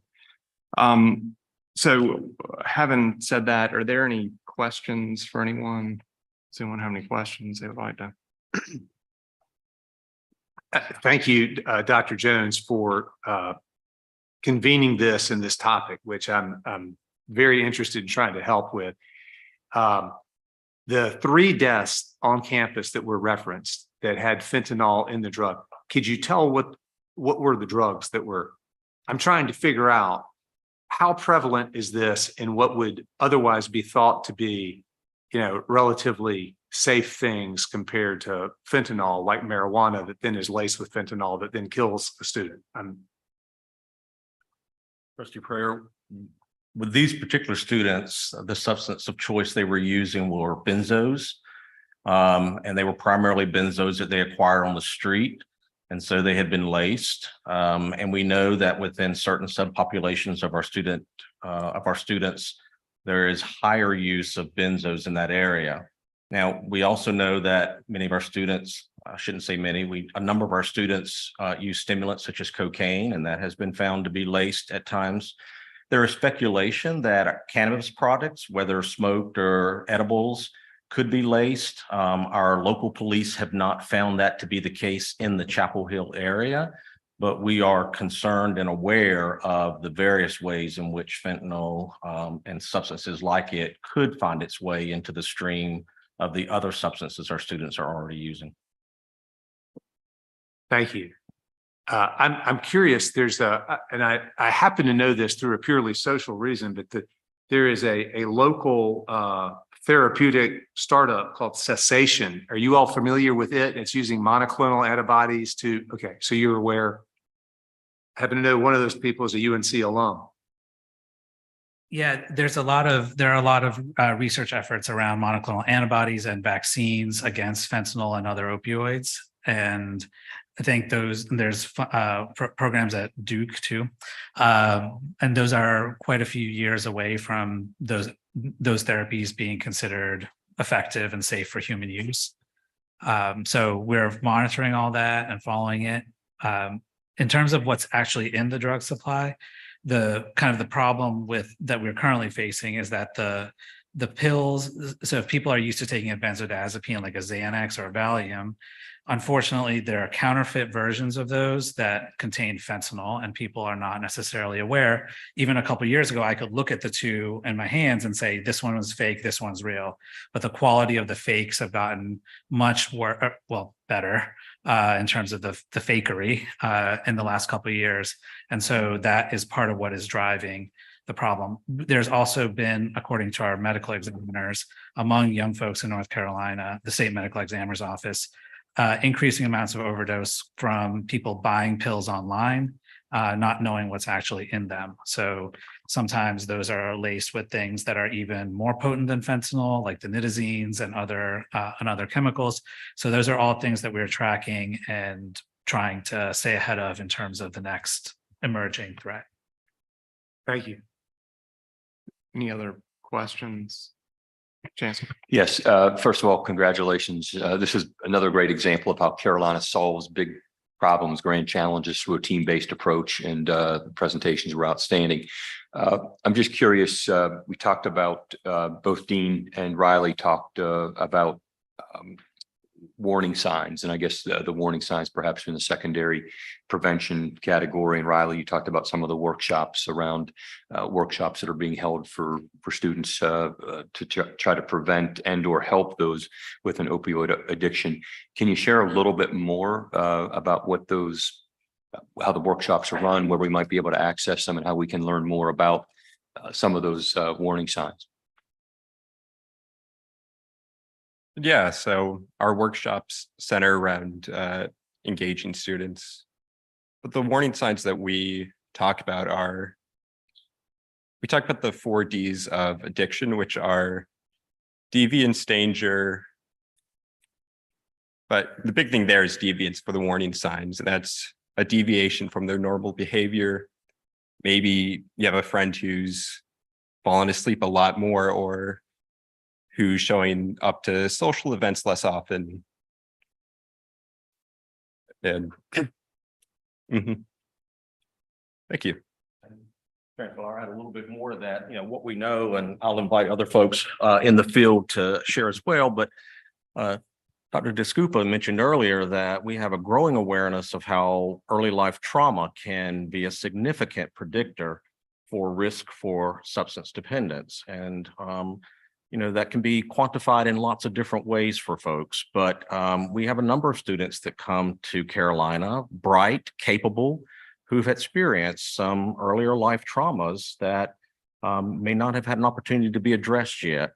We also know that the intersection of mental health topics such as anxiety can be a big factor, particularly in the use of benzos. And we know a lot of our students experience social anxiety and sort of this environment where it's really important to be social. And when we talk about going way upstream, there are some opportunities perhaps to do a little more testing of incoming students. There's opportunities to provide some,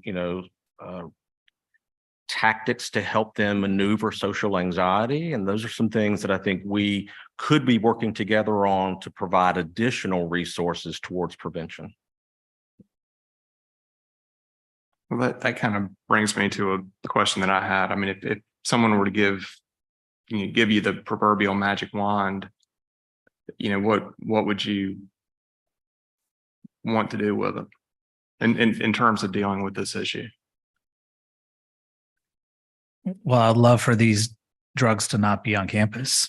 I think in terms of our response, again, like supporting so I think what Dean was talking about, having additional counselors is important. I think supporting what we know works best is when peers are doing the educating and doing the message sharing and doing the primary kind of primary responsibility or primary kind of frontline work, right? And so I think increasing the reach that Riley's group has would be part of that. I think Magic Wand would also include having more more medical options for drug dependence treatment. Right now, we have a very limited pharmacopoeia of medications that work for substance use disorders. And frankly, a lot of those medications are failing to work effectively for the fentanyl and now xylazine, which is another adulterant being in the drug supply. So I would want to see more of those therapies. But in terms of immediate things we could do, I think it's supporting student health, student wellness to scale up and to have more professional positions and organizations like Riley's. Is that something that y'all could, I'm sorry. Go ahead. Is that something that y'all could write up into some sort of synopsis that you could share with the board? We could, and I'll speak to that. One of my long dreams, and I've shared this with Dr. Hurt over many years in previous roles that she's had, is that I think UNC-Chapel Hill is uniquely positioned to be a leader in this area. We have some of the best researchers. We have very qualified and well-experienced practitioners in the area. We have student leaders that are brave and courageous and doing amazing things. We have the opportunity to create, and I'll use center with a little c, but create a center where faculty, researchers, and practitioners and students come together to really think about what are the maximum things that we could be doing related to prevention science. And we're doing many of those, but we could do those better in conjunction. And then what we really need is we know that there's a growing number of students in recovery. And so in fact, the fastest growing population of people in recovery are young adults between the ages of 14 and 24. So that's our age group, and they're growing in numbers. We have a strong collegiate recovery program, but that program needs support. We need to be able to reach more students for that. Students have been asking for a dedicated space, and I'm going to use language out of the field in their language. So I'm using theirs. Carolina, like most universities, is a sober, hostile environment. And that's not about Carolina, that's about universities, right? Like this is the time where it's difficult for students with social anxiety to meet each other without stumbling across the use of substances in that process. If we had a centralized place where we're all working together and a dedicated space for students who are interested in sobriety to come on campus, that's going to go a long ways in supporting what we're hoping to do in changing the impacts for our students here. Thank you. Dr. Jones. Chair Paul. I got a question. Just would wonder about, and Dean Messna, you may have some information on this as well. Just wondering about the prevailing thought process on, as to Trustee Pryor's point of cessation and therapeutic sort of attack on addiction, as opposed to the, self-will AA attack and direct psychological sort of attack to addiction, and what seems to be the prevailing sort of direction of public health today. In which direction does it seem to be going? There seems to, just from my own knowledge, there seems to be a fairly heavy debate among professionals as to what the correct approach is, or whether we should be approaching both at the same time. And I'd just be curious as to maybe your thoughts, Dr. Gupta. It may be you're the expert, so it may be. Sure. I think that's a really insightful question. I helped write the World Health Organization's guidelines for opioid dependence treatment. So we did years of research on figuring out kind of where the science lies on this. Here's the simple truth. People don't get addicted the first time they use a drug, despite conventional wisdom. And so everybody who ends up with a drug problem has their own pathway to how they got to that problem where their drug use is causing big problems in their lives. In the same way, people aren't going to get better instantly. People are going to have to walk that backwards through that path in a way that suits them.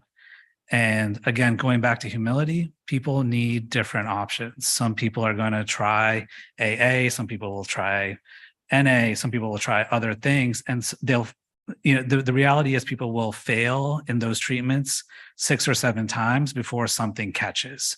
And so I don't see it as an ideological one or the other divide. I think I have seen people successfully stop their substance use using all of these modalities. And so I think having all of them available to meet people where they're at and to let people choose, and also not penalize them for choosing one and saying like, okay, that is not the treatment that works for me, and trying another one. Encouraging what is already the common behavior, I think, is really like kind of where the science leads you to. Yeah, I mean, I have clients in my work that are on Suboxone. Is that how you pronounce it? Right. I mean, that seems to be sort of becoming a more mainstream type of at least approach, therapeutic wise, right? With Yes. Yeah. And that may work for some folks. It does. Suboxone is kind of a miracle drug. If we it came to market in 2000, and there was a lot of effort on the federal legislative level to make prescribing it easier than the previous medications that were available, like methadone. And that if we hadn't done that as a society, these problems that you're seeing would be like twice or 3 times higher than it is. So that has been a godsend for the addiction treatment, medication assisted community. There are there are folks for whom buprenorphine doesn't work and methadone works better. And one of the things that we see in the drug supply right now is that there's a particular adulterant in the opioids that is making Suboxone less effective for patients to start treatment on. Once they get on, they're doing just as well as before. But that first 3-week period is really tough. So we're working with the Bowles Alcohol Center to do the basic pharmacology of what is of these adulterants in the street drugs to come up with the next generation of therapeutics to the next generation of therapeutics doesn't necessarily mean we need big pharma to come and make, save us, right? A lot of older medications used in new ways can have the same effect, but we just hadn't known about the pharmacology of some of these.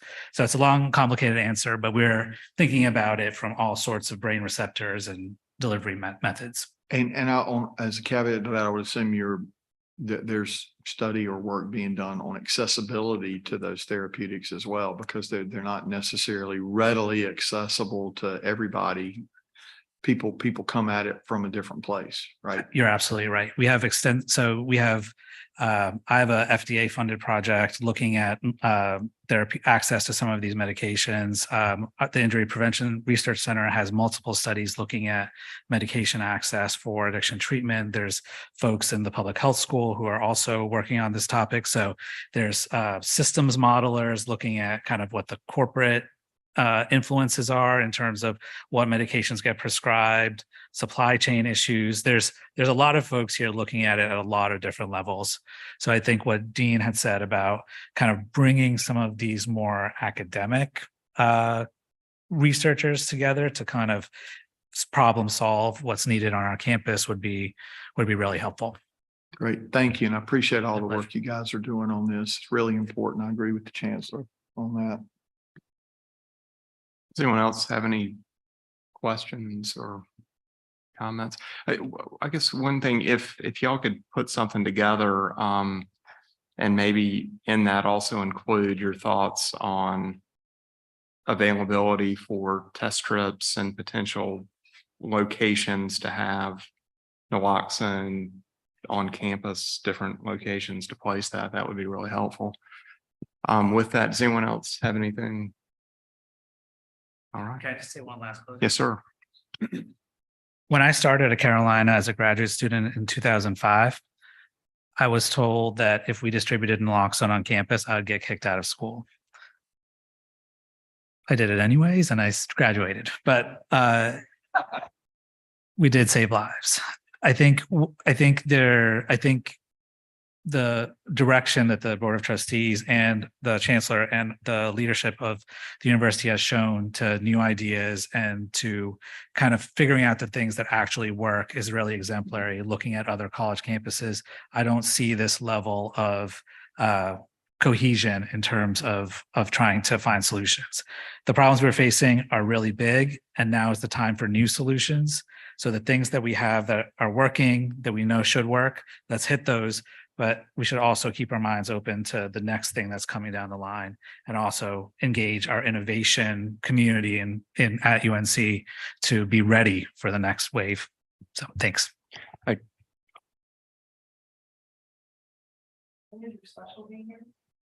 What's that? Oh, ABC Nightline tomorrow night.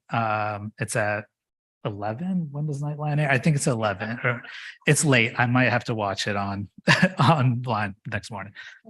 Can you give us a quick preview? Yeah, they came and did like a full shoot. You know, they didn't make me wear makeup, but they offered it. But they took pictures of our lab where we, you know, test the actual drug samples, and they also filmed in other parts of the country and had me comment about kind of what the national trends are and things like that. So it'll be ABC Nightline. Thanks. Oh, thank you again, and I appreciate your comments about getting kicked out of school. Like I mean, I think if everybody here, you know, if we could roll back the hands of time, we would not have these substances out in such broad use. But this is unfortunately the world we live in.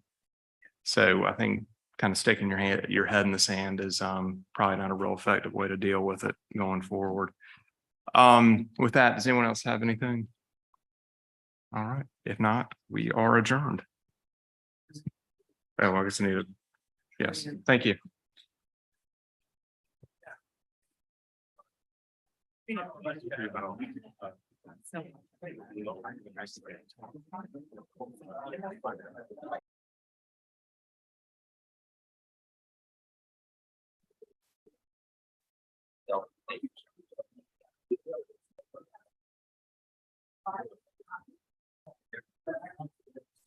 Yeah, I love all of it.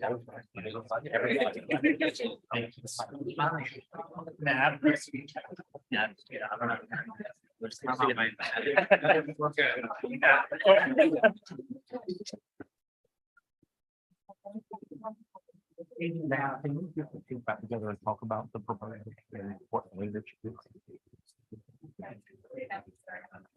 Good afternoon, Trustee White. As Vice Chair of the External Relations Committee, I'm going to go ahead and appoint you Chair of that committee. It's okay. Since Trustee McCullen is no longer a member of the board, I think I can do that. And so the floor is yours.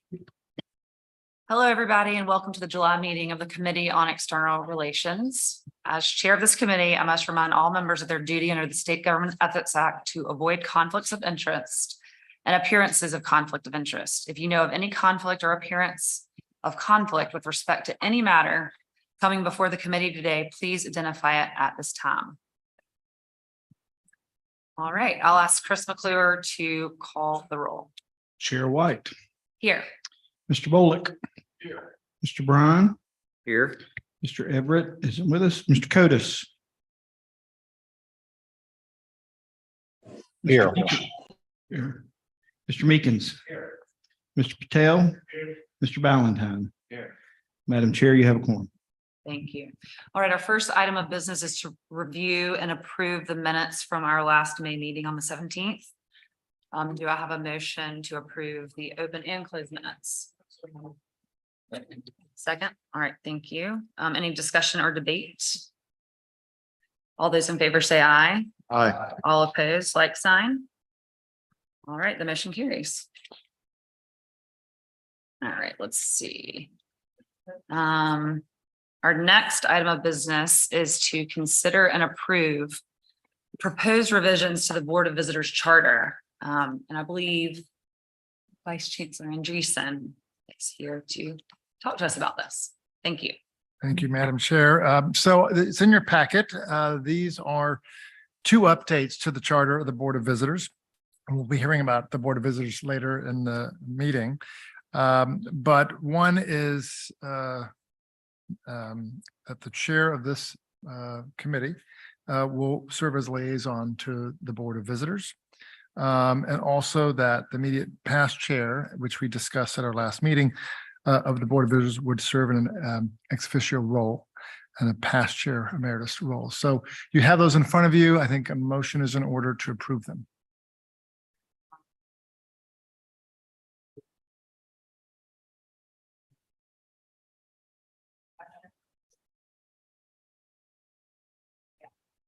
Aye.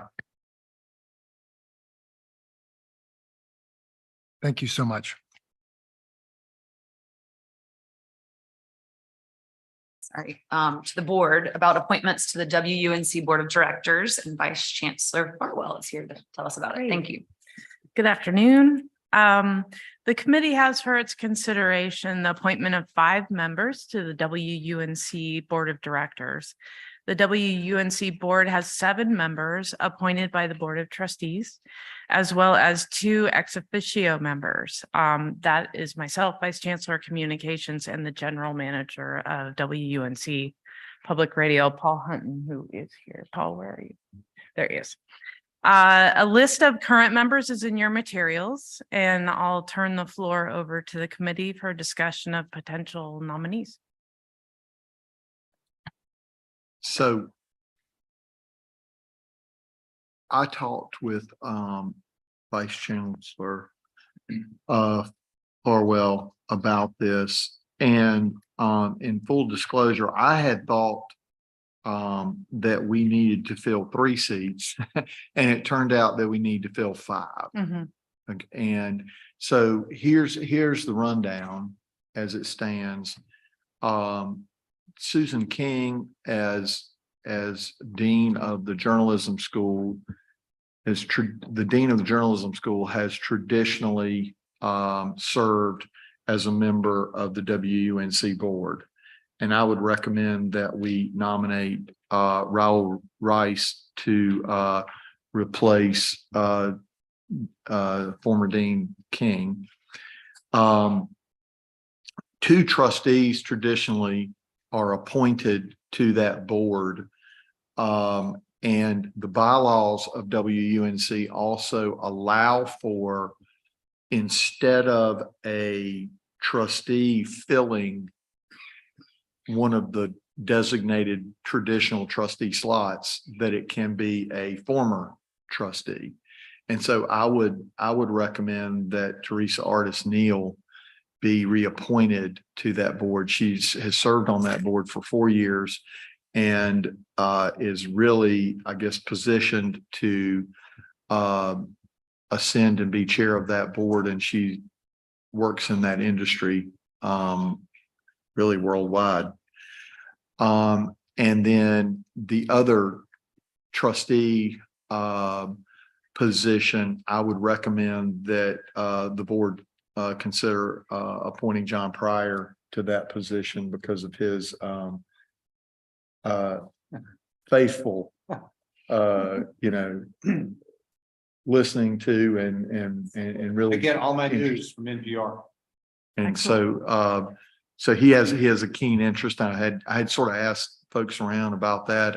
And then I would recommend that we pause on the other 2 and have members of this board come with nominations to fill those other 2 slots, because Vice Chancellor Farwell and I have talked with the management at WUNC, and I believe that the 2 at-large members are willing to serve in a short period of time until two members can be chosen by this body to replace them. That's right. Mike Schoenfeld has served for quite a few years, as well as Alexia Fields, and they're happy to serve until the board decides the other 2 members. And they've served for several years. And Mike is former public affairs or communications director at Duke University. Correct. He's now moved to a different job and lives DC in Brunswick. Right.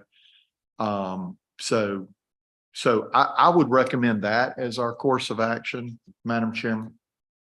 That's great. So Madam Chair. do we have a motion then, or do we a motion to? I would make that as a motion. Okay. I would make that as a motion to appoint Dean Raul Rice to replace Susan King to reappoint Teresa Artis Neal, former member of this body, and to appoint trustee John Pryor to the board. And then as a supplemental to that, that we wait until the September meeting to fill the other two slots upon nomination by members of this body. Perfect. Do I have a second? Awesome.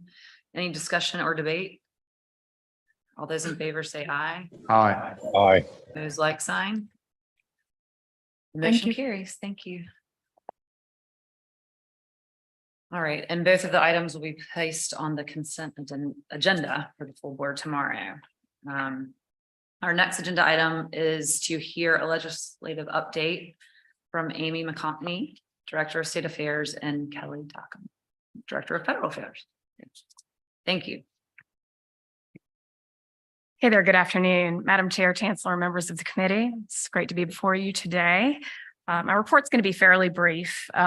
Since we last met May 17th, the General Assembly has passed several bills relevant to UNC-Chapel Hill and the system. So I'll talk a bit about those. And I'll also touch on where things stand with budget negotiations and share a bit about some of the outreach we've done since we last met, and then some things we've got planned for the next couple months. So first item is Senate Bill 195. It's the UNC Omnibus Bill. It's a bill that's pursued every biennium by the UNC system and includes sort of a laundry list of their requests for the General Assembly. This year, it included primarily HR changes, and our team here has reviewed those changes. There was one change that I want to point out that was added when the bill was heard on the House side, which requires constituent institutions to remain neutral on political controversies of the day. That is something that I know the Provost Office has spearheaded, making sure that UNC is compliant with Senate Bill 195. The Senate passed the bill on March 21st. The House followed suit, passed it on June 7th. Because of a drafting error, the bill went to a conference committee, which was resolved. Both chambers passed the conference report. The governor then allowed this bill to become law without his signature on July 14th. Moving forward, House Bill 364, the self-liquidating projects / personal transfers bill. It's another bill that's sought every biennium, typically spearheaded by the UNC system. It gives authorization for the university, the constituent institutions, to finance and acquire or construct capital improvement projects that are listed in the bill. UNC had several projects that were authorized, including the Avery Residence Hall renovation, the Bingham Hall comprehensive renovation, the business school addition, a chilled water infrastructure expansion, and the Carrington Hall redevelopment.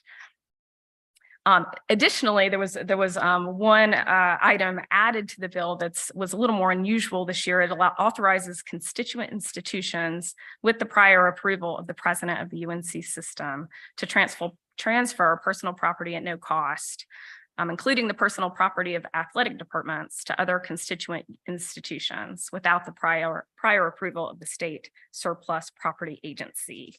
That allowed we had some new equipment that came in to athletics that allowed us to donate or transfer the equipment that we no longer needed to other constituent institutions. So it was great to be able to do that, help out our fellow schools. So that bill also, let's see, it looks like that one was signed into law by the governor on June 30th, easily cleared both chambers of the legislature. Senate Bill 364 was titled Non-discrimination and Dignity in State Work. So some background on this one: on February 23rd, the UNC Board of Governors passed revisions to the employee political activities policy. And those revisions were intended to codify the UNC system's commitment to free expression and to prohibit compelled speech. So this bill went a step further. It added some additional guardrails to that BOG policy and put those changes into statute.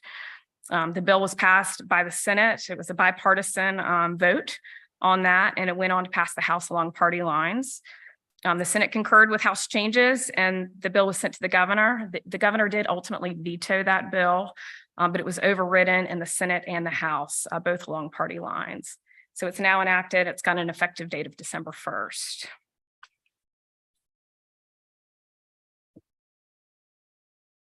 Moving forward, there's a pending bill, and I know there's a lot of interest to this board. It's the appointments bill that runs through every year. It's usually one of the last bills of the session. The Senate has put forward their appointments bill. It passed the Senate on June 29th.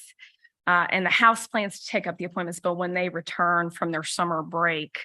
I expect that will be in the early part of the week when they come back. They're coming back August 7th to take votes. So we expect to have a vote on that bill soon after they return, and look forward to getting our appointees officially seated on this board. Little note about the legislative calendar and the state budget. The General Assembly right now is on a summer recess. There's a lot of legislative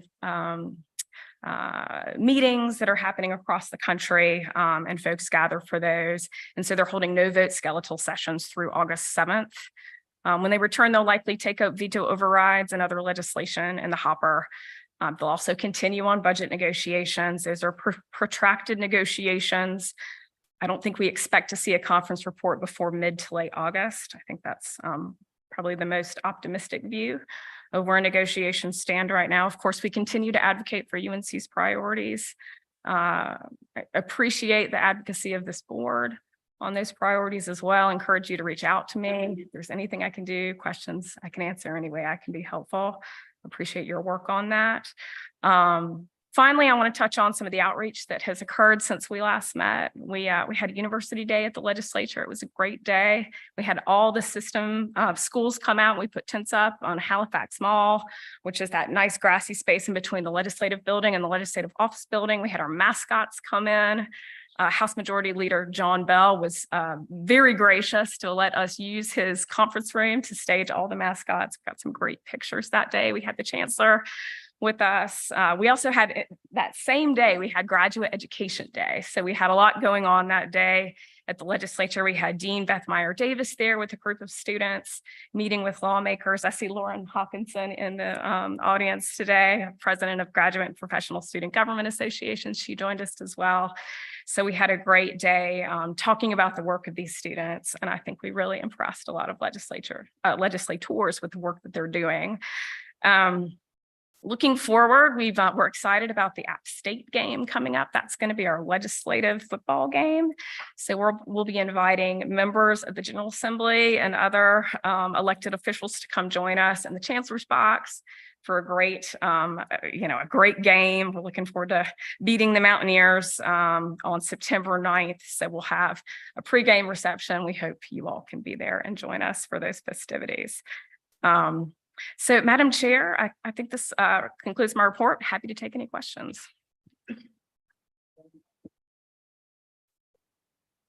All right, thank you. Kelly.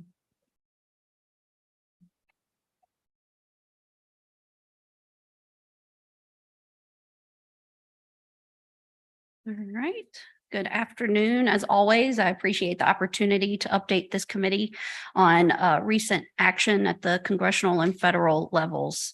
For this update this afternoon, I will discuss the current state of play on Capitol Hill and what we anticipate in the coming weeks and months leading up to the end of the federal fiscal year, which is September the 30th, and then for the remainder of this calendar year.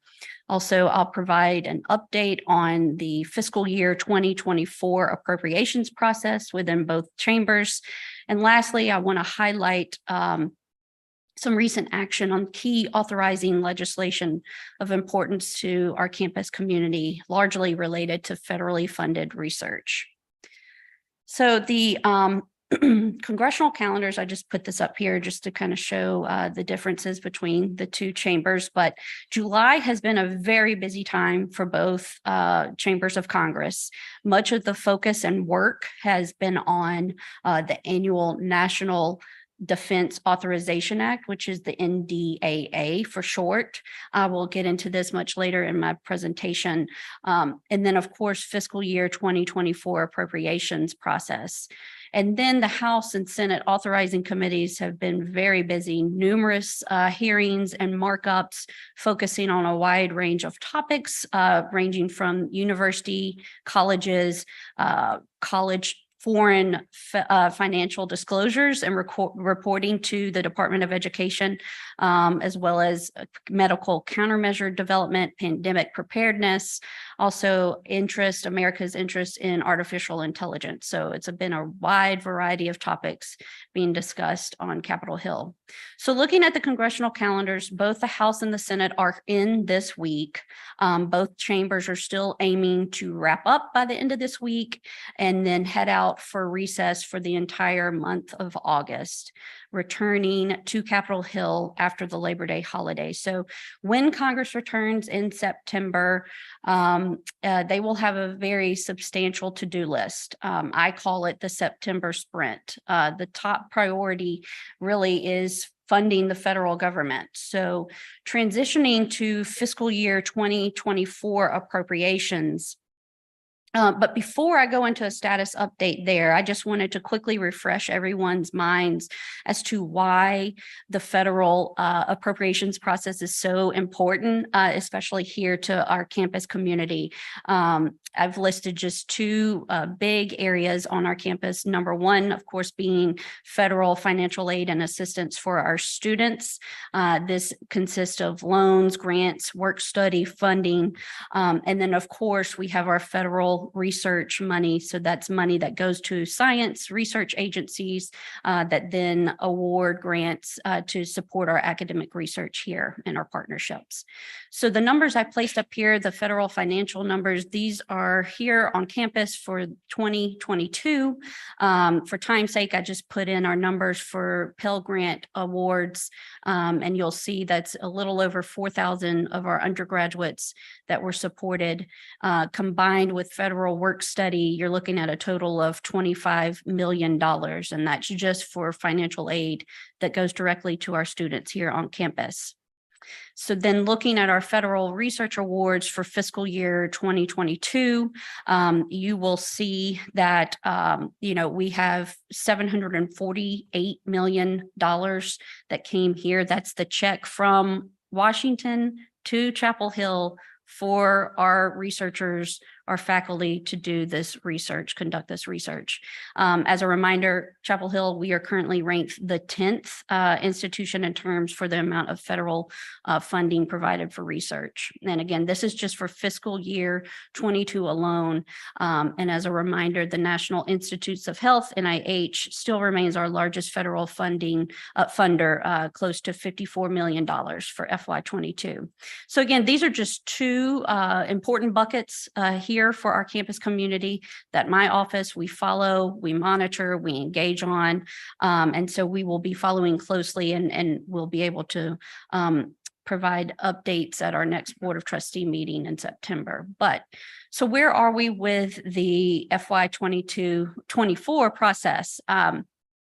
As I mentioned, both the House and Senate appropriation committees have been busy marking up their respective 12 appropriation bills. It is customary every year the House starts that process, the budget and appropriations process, which, as you all might recall, was a tad delayed given earlier this summer the emergency as it related to the debt ceiling and negotiations there. So as a reminder, out of that debt ceiling negotiation, bipartisan agreement to cap spending, future spending for fiscal years 24 and 25. There was compromise on both sides, R's and D's. Republicans, as you might recall, they wanted to have caps at the FY22 levels, but there was an agreement moving forward. So after that was signed into law, the House immediately went to work on their funding bills, but things took a turn on funding levels shortly thereafter as the House leadership came out and announced that they were actually going to go below those bipartisan budget caps. So thus causing House Democrats to unite in opposition against these funding levels. Currently this week, Speaker Kevin McCarthy from California, he is trying his best to move 2 of these appropriation bills off of the House floor to have a final vote. But as you might have read, there's now tension between the House Republican caucus on these Republican funding bills because the far right House Freedom Caucus is pushing for even deeper cuts. And so they are now threatening to vote against any appropriation bills that come to the House floor if they don't have these lower caps there. Currently, as you see on the slide, the House has passed 0 of their 12 appropriation bills out of the House chamber. You know, the top line numbers, as I said, are well below the agreements there. It is uncertain if Speaker McCarthy will be able to check off these 2 appropriation bills passages for the end of this week. But looking at the Senate, the process is very much a stark contrast to the House process, which they are working in much more of a bipartisan nature. Senate appropriators have agreed that they will stay within those spending caps that were negotiated. But even this week, there's been some rumbling that Senate appropriators might attach some sort of emergency funding to these bills, which is being met by Republicans with some contention. But Senate Democrats are saying that they still will remain under the budget caps because it's emergency funding. So we will be following all of this rather closely. In my last bullet there, you'll see I have been watching and been a part of several appropriation cycles, and I have to say that this one so far, by far, is been the most unique, given that there's such major gaps between the House and the Senate on fiscal, philosophies. Also within the House Republican caucus has, just even enlarged those challenges. And so I am stressing to everyone on the campus community, we anticipate that this will be a very challenging appropriations process over the next few months. And so I'll continue with our campus units to share realistic expectations regarding any future funding levels there. And I apologize, this chart kind of comes up rather small, but looking at this is a chart that our office pulls together, highlighting the current status of the FY24 appropriation bills. We've put in the numbers from fiscal year 22 and 23 just for comparison. Yes, you'll see on the House proposals, lots of cuts, program eliminations, National Institutes of Health, as again, our largest funder, that is cut, it's a 9% decrease from FY23 levels. Also, National Science Foundation takes a haircut as well.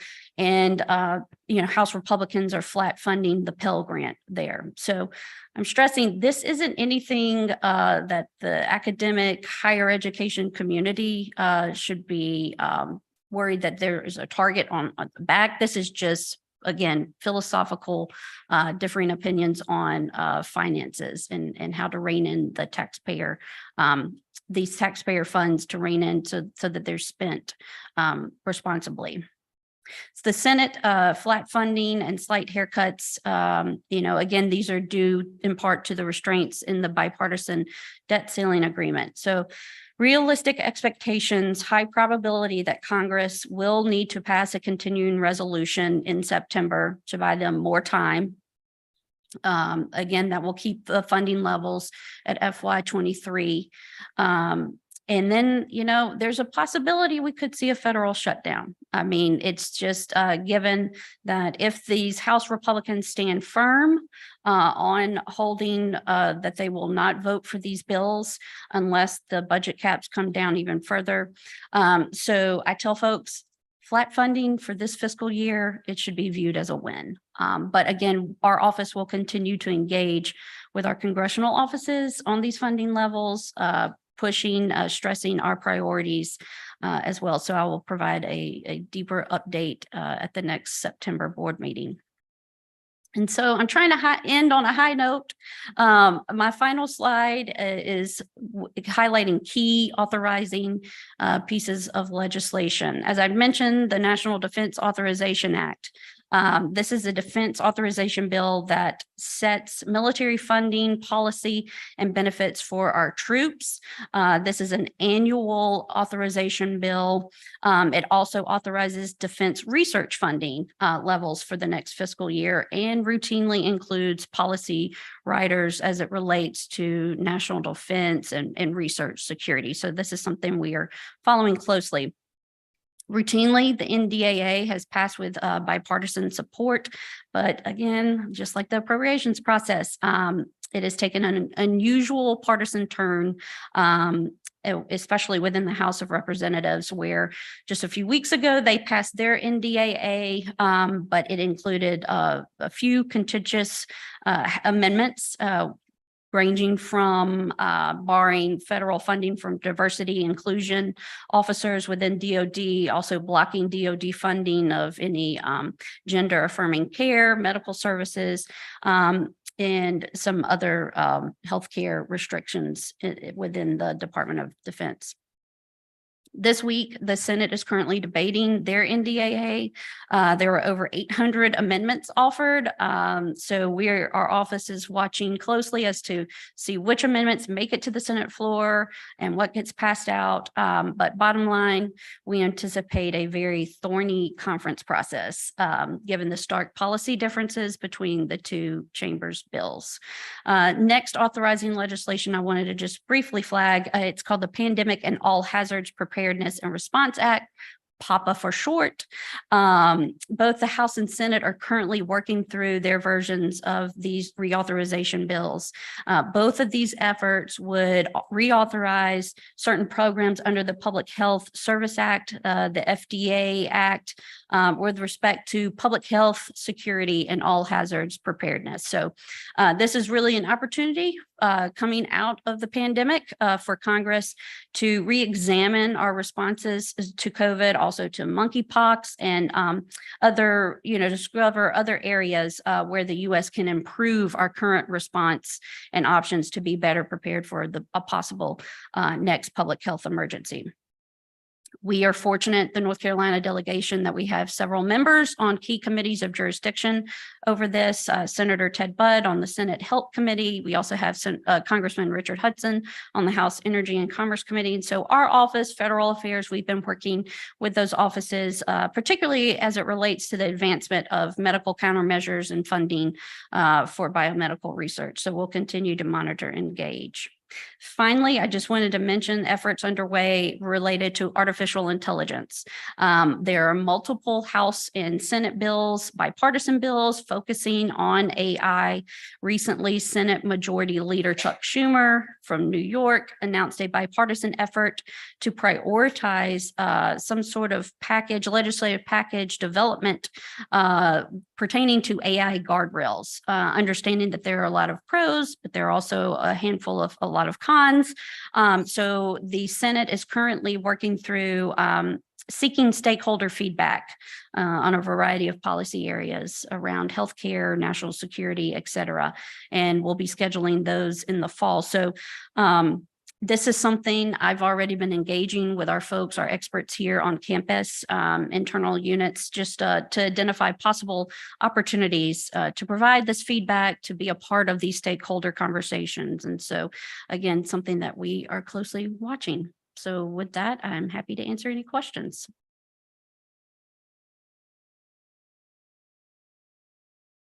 Just wondering, thanks for the great update. Any feedback, and if I missed it on one of your earlier slides, I apologize, but any updates on the ARPA-H visit? Oh, I should have told you before. We didn't make the cut. We did not make the cut. Texas, I'm telling you. Okay. It was a great visit, but. Yeah.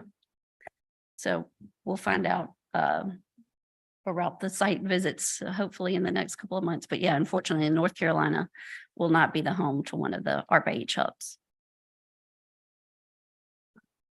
Any other questions? What'd you say?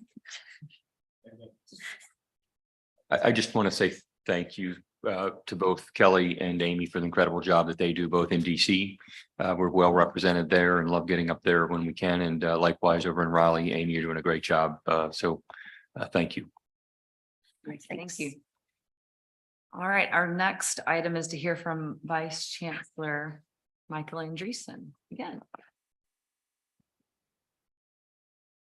Thank you, Madam Chair and Board of Trustees. It's always good to be in front of you. I think I've promised every time I get a chance to update you, we'll look at some numbers. So we'll do that here in a second, but I will say that we closed the year end about 10, 12 days ago. And while we have some high level information to share, it's my expectation that at our next meeting, we'll do a little deeper dive and what the last year not only tells us about fundraising going forward, but how we wrapped up the last campaign. So let's get to the numbers. Not the kind of chart you love to show, but I will say, if you look at the 5-year trend, we have absolutely elevated, and we want to go back next year, maybe at our September meeting, look at the 10-year to show that growth up until fiscal year 18, which really was the impact of the campaign. But we are at 587, preliminary closed, as I said 2 weeks ago. And we're looking into, we know that at last fiscal year, that 798 was the incredible effort that you all had before I came to hit that $4.2 billion original campaign goal. And then we just continued to blow through it up to 5. And so it's not unexpected that you would see a soft landing in that second half of the last year of the campaign, but it's not a landing that I love. And so we will get serious about how we move forward and continue to see the trajectory up. I will say of the about 30 different units, I know we talk about 26 different specific outside of UDO units, but we had a few inside UDO activity. Of the about 28 or 30, 12 units actually surpassed last year's total. So that's good. And 4 units, I think colleges deserve specific mention. The Institute for the Environment, the School of Education, and the School of Nursing, School of Social Work all had their best year ever. And so we are encouraged by what we see across the campus in spite of some of that slowdown. I will also point out that our 4 largest units, which really carry a big bulk of our totals, had exceptional years last year. And so they had predicted a more modest year for this year. And so that is also a reflection. When the big units go a little smaller, you feel it in big ways. Here's some good news, I think, given that big drop, our cash totals remain quite strong. And I want to be clear, I think there's 2, and this is the question I want to share, or the answer I want to share with you in September. I think we're going to find that cash totals or revenue received is up largely because of pledges that were made in the campaign and they're being realized. But probably that number, that 793 number was a little, or 798 was a little inflated as we got some big pledges and even some deferred gifts to try to get to our total. All of which, as we talked at our last meeting, those pledges will be realized, both the cash pledges, but also those deferred gifts. We talked about that a little bit actually yesterday in orientation. So I will also mention we are, as I said, 26% down year to year. This is some national data, really looking at the first 6 months of calendar 23, 10.5% nationally down and 10.7% in the educational sector. From a donor perspective, in the fiscal year, we were only down 4%. So we maintained our donors and their activity, even though the totals went down a bit. So much more to come. I'm still remain very optimistic and somewhat predicted as we went through such a historic campaign period. Here's a Can I ask a quick question? Please, yes. I'm sorry, Trustee Turner here. Apologies that I'm not able to join currently. School of Civic Life and Leadership, is there active fundraising against that currently? And if so, just what's the status and how are we thinking about that? There is active activity. We've actually written up a document that really highlights the intent and purpose of this new school. We've actually secured our first gift. It is not yet public, so I'll need to hold until September, but it's a significant gift. And that has been signed and is included in our year-end total. So just if you can bear with me on that. And then we have active conversations going on. This is a partnership between Arts and Sciences, the college, and UDO, and we're working together on it to really get it off the ground. So I can give you more data at the next meeting. Perfect. Thank you. Thank you. Good question. So inflation, everyone's a bit worried about that. Obviously, the markets have rebounded a bit, but towards the end of the year, there was some concern about instability there. And then, as I mentioned, the campaign, clearly a little bit of a hangover effect, but we'll get right back to that going forward.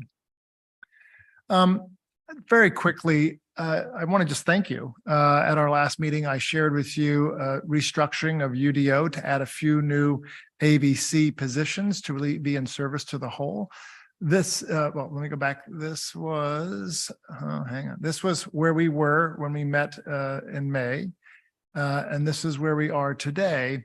We have hired Chantel Grumhouse from Keenan Flagler. We're sorry to steal her from there, but glad to have her join UDO, who will be leading a team in support of all of our academic units. We have actually secured 2 ABCs, but we have not yet announced. We will do that, I hope, by Friday. One to lead our individual giving team, really focusing on still 80% of our business, which is individuals. And you can see the various activities under that.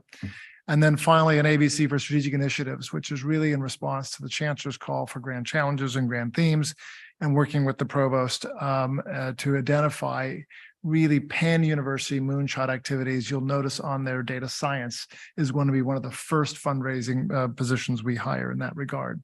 So I won't always bring you organizational updates, but since we shared that in May and since you all approved these positions, which I'm grateful for, I'm really excited about where we are with that. Lastly, we joined the Chancellor's cabinet retreat, which included the deans, and with the help of the Chancellor and the Provost, we outlined a transition in thinking from sort of grand challenges to grand themes. I believe the Chancellor may talk about that tomorrow, so I won't steal his thunder. But as we think about aligning university-wide fundraising around a set of themes that inspires donors to give to their fullest capacity, we will spend the next year working with our academic leadership, our university leadership, in the set of goal setting, training, and conversations that so a year from now, we have a very robust set of priorities that will anchor what will be the next campaign. I think that concludes my report. I know. Are you going to introduce our next speaker? Yes, please. So I'm delighted to invite up immediate past chair of our Board of Visitors, Jesse Curtin, who's going to come up and share some information with you. I will just point out that late last week, we had 3 members of this board, Trustee White, Trustee Jones, I think was on for a bit, Trustee Pryor, along with our current chair and vice chair of the Board of Visitors in a 2-hour retreat to really think about this really important group of volunteers that do so much good for us. So with that, I'll turn it over to Jesse. Vice Chancellor, thank you so much. So hard to follow the numbers, but I am so proud to be part of an organization that can raise over $500 million a year in funding. So good afternoon, Chancellor Guskowitz, Chairman Bolig, and Chair White. It's my pleasure to be here with you today. It was November last year, when I was last here, we had an opportunity to talk about career services. I'm here today really to provide a brief update on some of the work that we've done this year regarding to our story, our new leadership I'll introduce to you, as well as some of the work that we've done in the past year. And then lastly, we'll end on some of the work that we're looking to do for 2023, 2024 under our new leadership. So just a little bit of a refresh. Most of you have been on the Board of Visitors and understand what we do. This was an entity that was started in 1974. It was a catalyst and birth from the Board of Trustees to really identify alum and interested parties within our marketplace that will enhance and build the quality of our great university. We currently have active 229 members, ex officio members of 60, which are past system presidents and Board of Trustee members, as well as the General Alumni Association. Members serve 4 years. Their term began in July of that given year, and they serve proudly.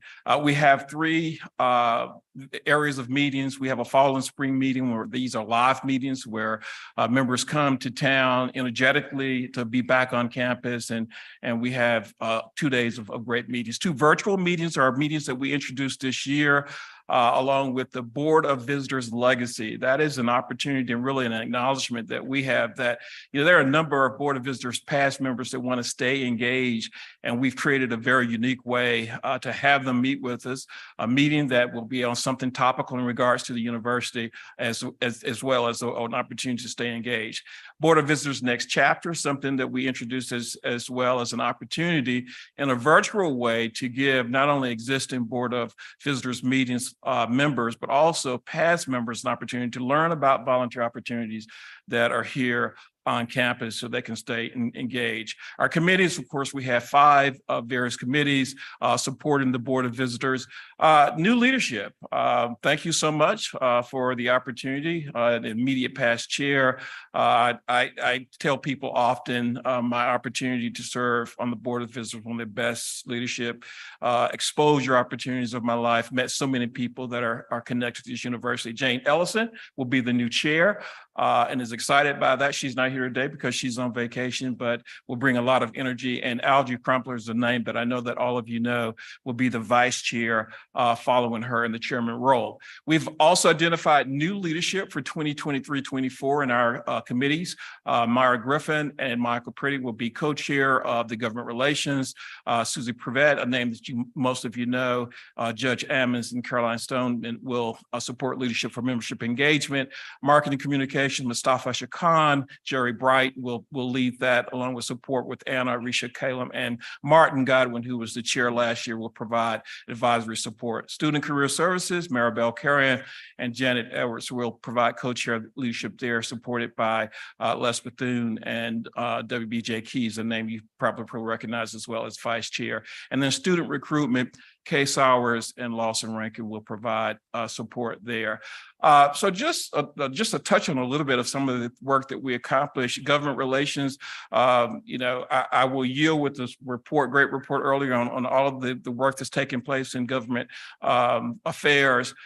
Those are the kinds of updates that the committee provides to the Board of Visitors, supporting things like the great work and movement that we've seen among students that are studying abroad. A little data point there, 110% increase over pre-COVID numbers, over 2,000 students participating. We're ranked number 11 there. One of the highest number of students participating in study abroad that we've seen. You've seen the great number there, 750 million federal research, number 10 in the country. We're very proud of that. These again are examples of some of the kinds of things that are supported by government relations, making sure that our Board of Visitors are aware and they can share this information. Another great activity event participated and supported the legislative reception that was sponsored by the General Alumni Association. Marketing and communications, in addition to supporting Vice Chair Falwell as a sounding board and providing relevant, immediate impact from our markets around things that are important. In addition to that, that committee provided what we refer to as a virtual Board of Visitors card that our members could use as they're out in their communities to provide not only the purpose of the Board of Visitors, but it's a very formal professional way of providing information. Our membership engagement committee is probably one of the most active committees that we have. They bring a lot of energy in supporting the 4-year journey of our members as they're participating with the Board of Visitors. New this year, a new member pinning ceremony with an oath. And I would tell you that was a very impressive, touching ceremony. If you were there, I can't think of a better way now to kick off their tenure because it made it special. And that was something that was introduced by the membership committee. Board of Visitors polo shirts, name tags. Each member had a buddy or a mentor, service projects to support the campus-wide, many virtual events throughout the year, again, to create a very rich experience for our Board of Visitors members. Career Services Committee, Chair White, I think you participated in one of the events that we had last year. This was a collaboration with Career Services Committee and the support university team in supporting identifying students to create a committee to work collaboratively with this committee to come up with this networking event. I understand that it was by far one of our more successful. We had over 80 students participating, very diverse group of first year, last year students, international students as well, and with a lot of great feedback from the students. The students that attended, they were willing to participate and enjoy participating because they saw it as a way to connect and network, create meaningful connections. Some of these students were first generation college students, so it was a great opportunity for them to talk with people they wouldn't have otherwise encountered. They were there because of the work, because of internship opportunities, and I remember very well when I was a student, food was important as well, and that was another reason why they showed up. But very strong reviews from our students who participated in the past around the impactfulness of this event. The last committee that I'll talk about is our student recruitment committee. This is just a great example of an idea that I think was birthed with the boards of visitors of how can we do more. And in this case, it is really working with the college, the honors college, and partnering with them as we identify potential honor students and their willingness to participate in a connections program so that we can reach out and talk with them and mentor with them about coming to our great university. And you can see the numbers there. They really speak for themselves. Those that participate in receiving a phone call, a total, 46% yield or 47% versus 36%. You can see the numbers for NC residents versus non-residents as well. It is quite a delta. And so that is something that we'll continue to look to build upon as we move forward. So in reference to things that we'll focus on in the future, expand on the Board of Visitors legacy, another data point, 1,440 individuals have gone through Board of Visitors. Our goal is try to get at least 50% of those individuals back engaged with some of the virtual strategies that we have. We think would be a great opportunity to continue to enhance the university. We'll continue to make the 4 years going forward even more engaging with the participants. One of the ideas that the current chair has, Jane Ellison, is she wants to create a very relaxing Thursday night, and she wants to do some things with Snickers.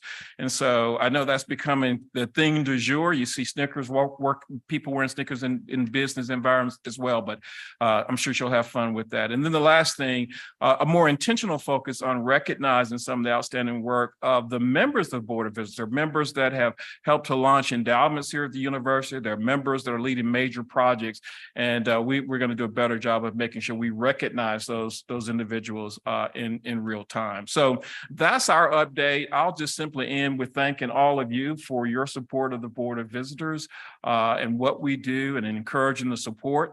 On a personal note, it's been a phenomenal opportunity for me, and I'm looking forward to staying engaged in my role as immediate past chair. With that, Chair, I will pass it on to you. If there are any questions, we'll be more than happy to respond. Well, thank you for agreeing to serve as immediate past chair. We're thrilled to have you stay on. Does anyone have any questions for Jesse? Chair Bullock. Jesse, thanks for coming. You appreciate your leadership over the last couple of years. I feel like, and I know that I'm going to speak for you, Chair White, that there's a reinvigoration and a refocus of the Board of Visitors and a welcoming utilization of energy to help propel the university forward in the coming decade. And the current leadership is due a lot of really credit for that.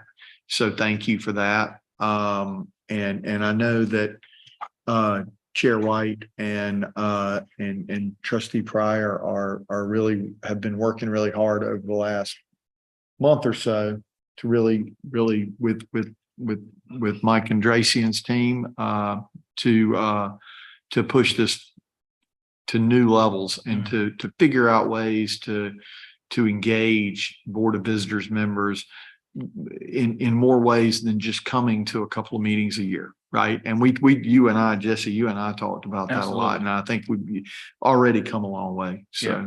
Well, thank you for that. I'd also like to thank Linda Douglas and Kelly for their great support. Linda, you're great. We couldn't do what we do without them. Is she so here? thank you. Hey, I think Linda. they're both here.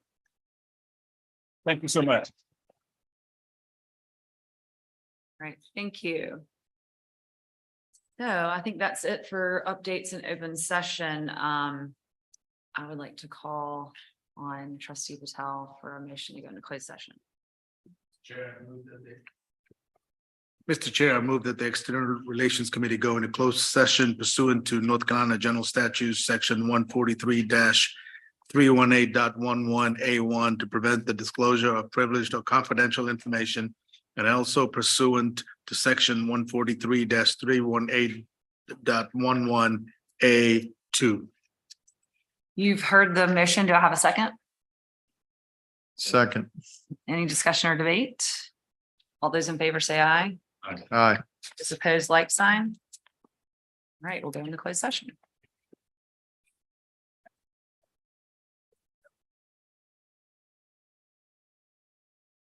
And I believe that concludes our business for today. And I'll now entertain a motion to adjourn.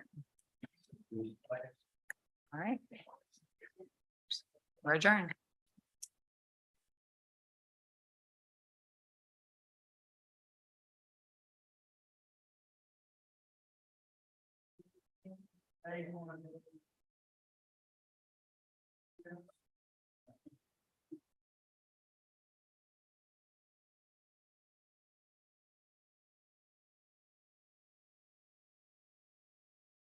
Welcome to the July meeting of the University Affairs Committee.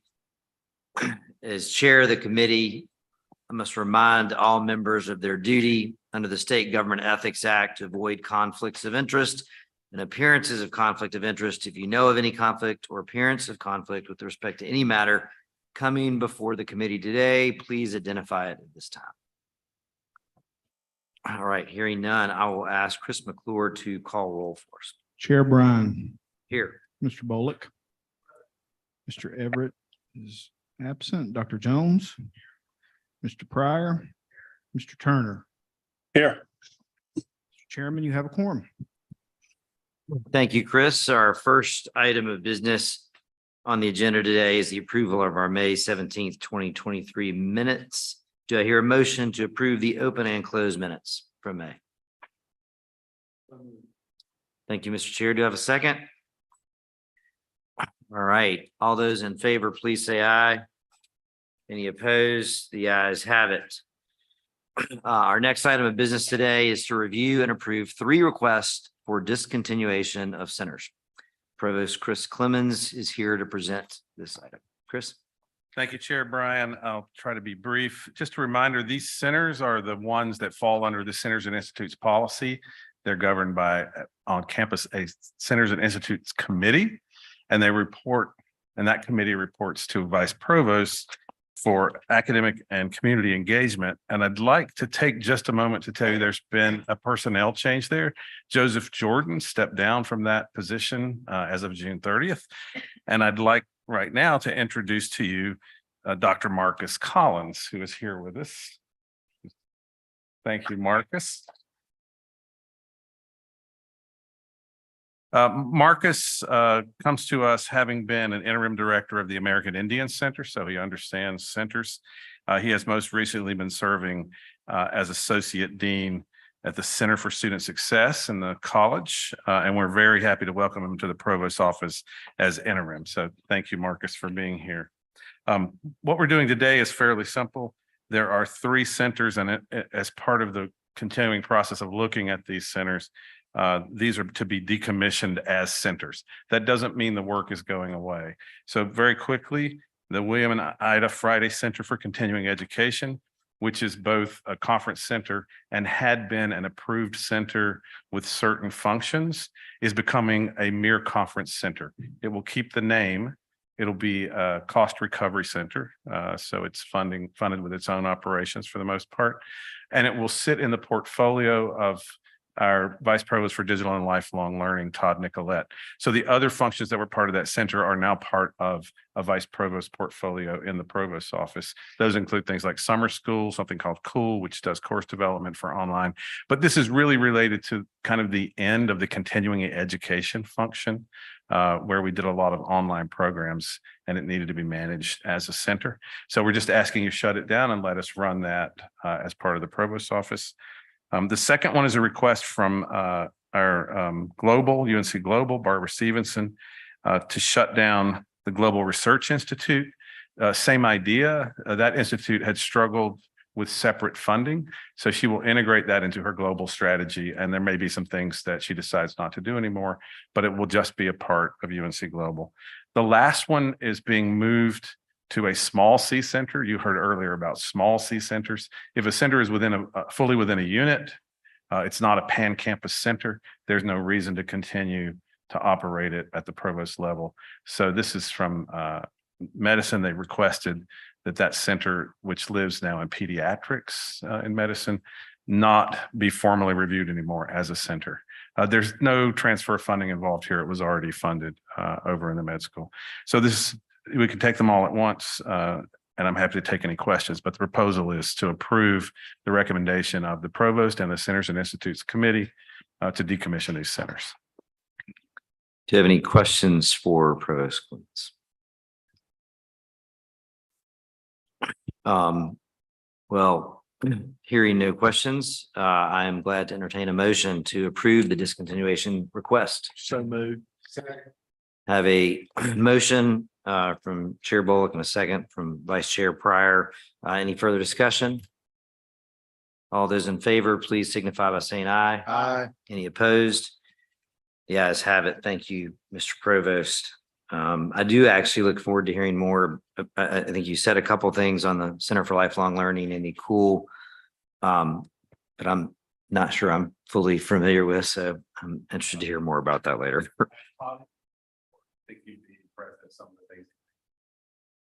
Thank you. Vice Chancellor McGinney, please come back up. No, I appreciate it. We're keeping it moving. Let's go. Our next item of business is review and approve revised faculty salary ranges. Vice Chancellor McGinney. Thank you so much. Appreciate it very much, Mr. Chair. It's good to be with you all again. As you know, as part of the management flexibility that we have as an institution, the Board of Trustees has the delegated authority to establish faculty salary ranges within the academic disciplines based on relevant data. You've approved several of these in the past several months. The one I've got before you today is for the School of Medicine. The materials in your packet were voluminous and likely required a magnifying glass to read. I understand that, but I actually think this is probably one of the most straightforward faculty salary range requests put before you, because the medical school does something or has access to broader data sets than any other school or college on campus. They use the American Association of Medical Colleges ranges, and they aim to be at the median. And this is true for all of their tenure track faculty members in the clinical ranges. So all they've done is update these. This has not been updated for several years. They try to put their folks within the 50, they have the range of 150%, but based on the median number. So that part's rather straightforward. The latter spreadsheets are actually new requests. And they had previously bumped the faculty that fit into these categories into the AAMC ranges only because there was not existing data to deal with the health sciences ranges, the new terminal degree ranges, and the advanced practice providers. For the former of those, they were able to get some data from the ASAHP and coordinated that together with our team. Those numbers are straightforward. And again, they're focused on the median. For the non-terminal degrees, so these are largely people who do not have an MD or a PhD, but need to have a faculty status in order to acquire grants to do research. They requested data that looked at our UNC payroll data and our ranges that are SHRA or EHRA bands and combine those to create ranges. So they're all within our existing structure. And then the last group is for advanced practice providers. So they're generally involved in clinical research and teaching, and they require a faculty appointment, and they went outside and got market data from the Sullivan Center. Again, I think these are really straightforward. Our team has reviewed all of the numbers by each clinical practice with the School of Medicine team, and I seek your approval on these ranges. Questions for Vice Chancellor McGinney? I'll strike while the iron's hot. Do I hear a motion to approve the revised ranges? I have a motion from Chair Bullock. Do I have a second? Second from Vice Chair Pryor. Any further discussion? Hearing none, all those in favor of the revised changes, please signify by saying aye. Any opposed? The ayes have it. Thank you. And Vice Chair McGinney, you're up again. Our final open session action item is to review and approve the HR compliance management flexibility report. Excellent. Thank you very much.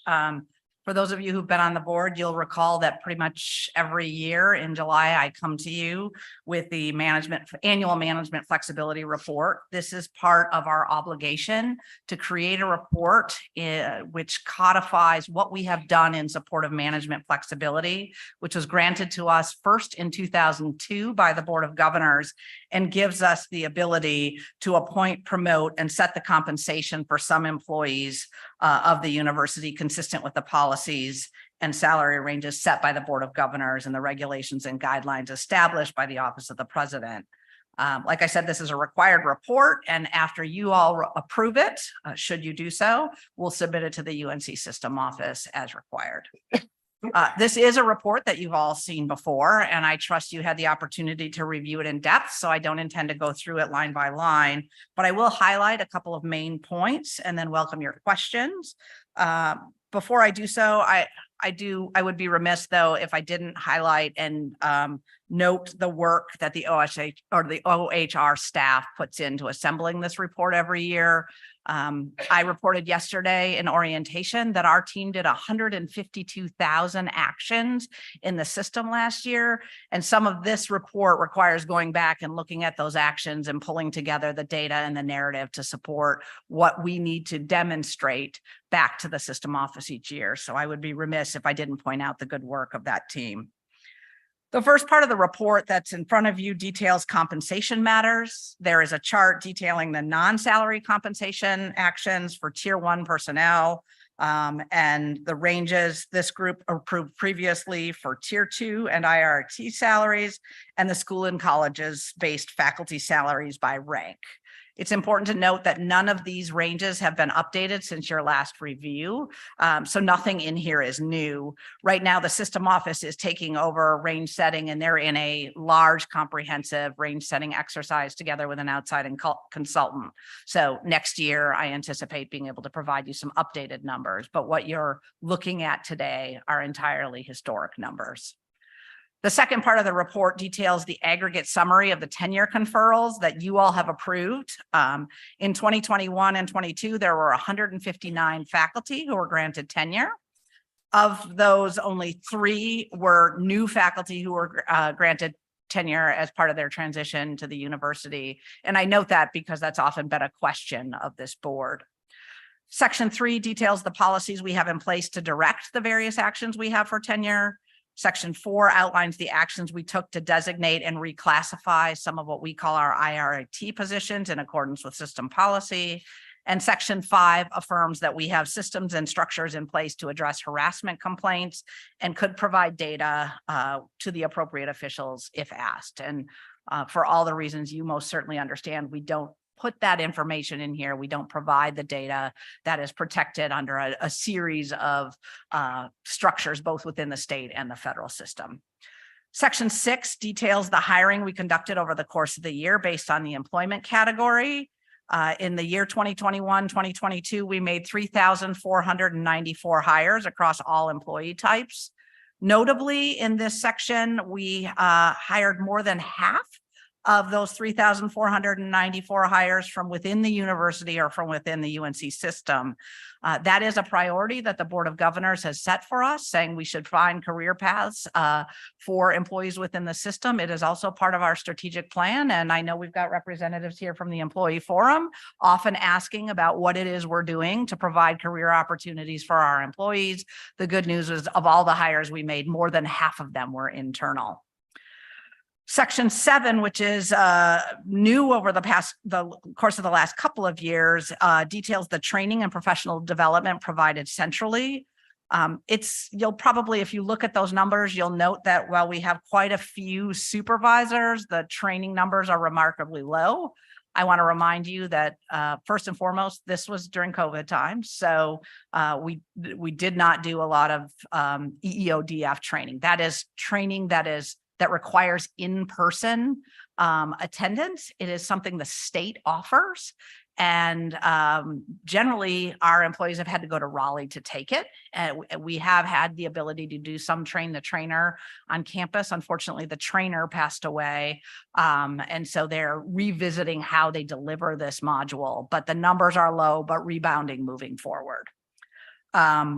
In all, though, I think the report is rather comprehensive and addresses what we need to respond. I'm certainly happy to answer specific questions if you have them. The latter portion of I guess I should have noted, Section 8 is the section that you certify your approval of the report. And I guess that's the part I'm most interested in having you all look at.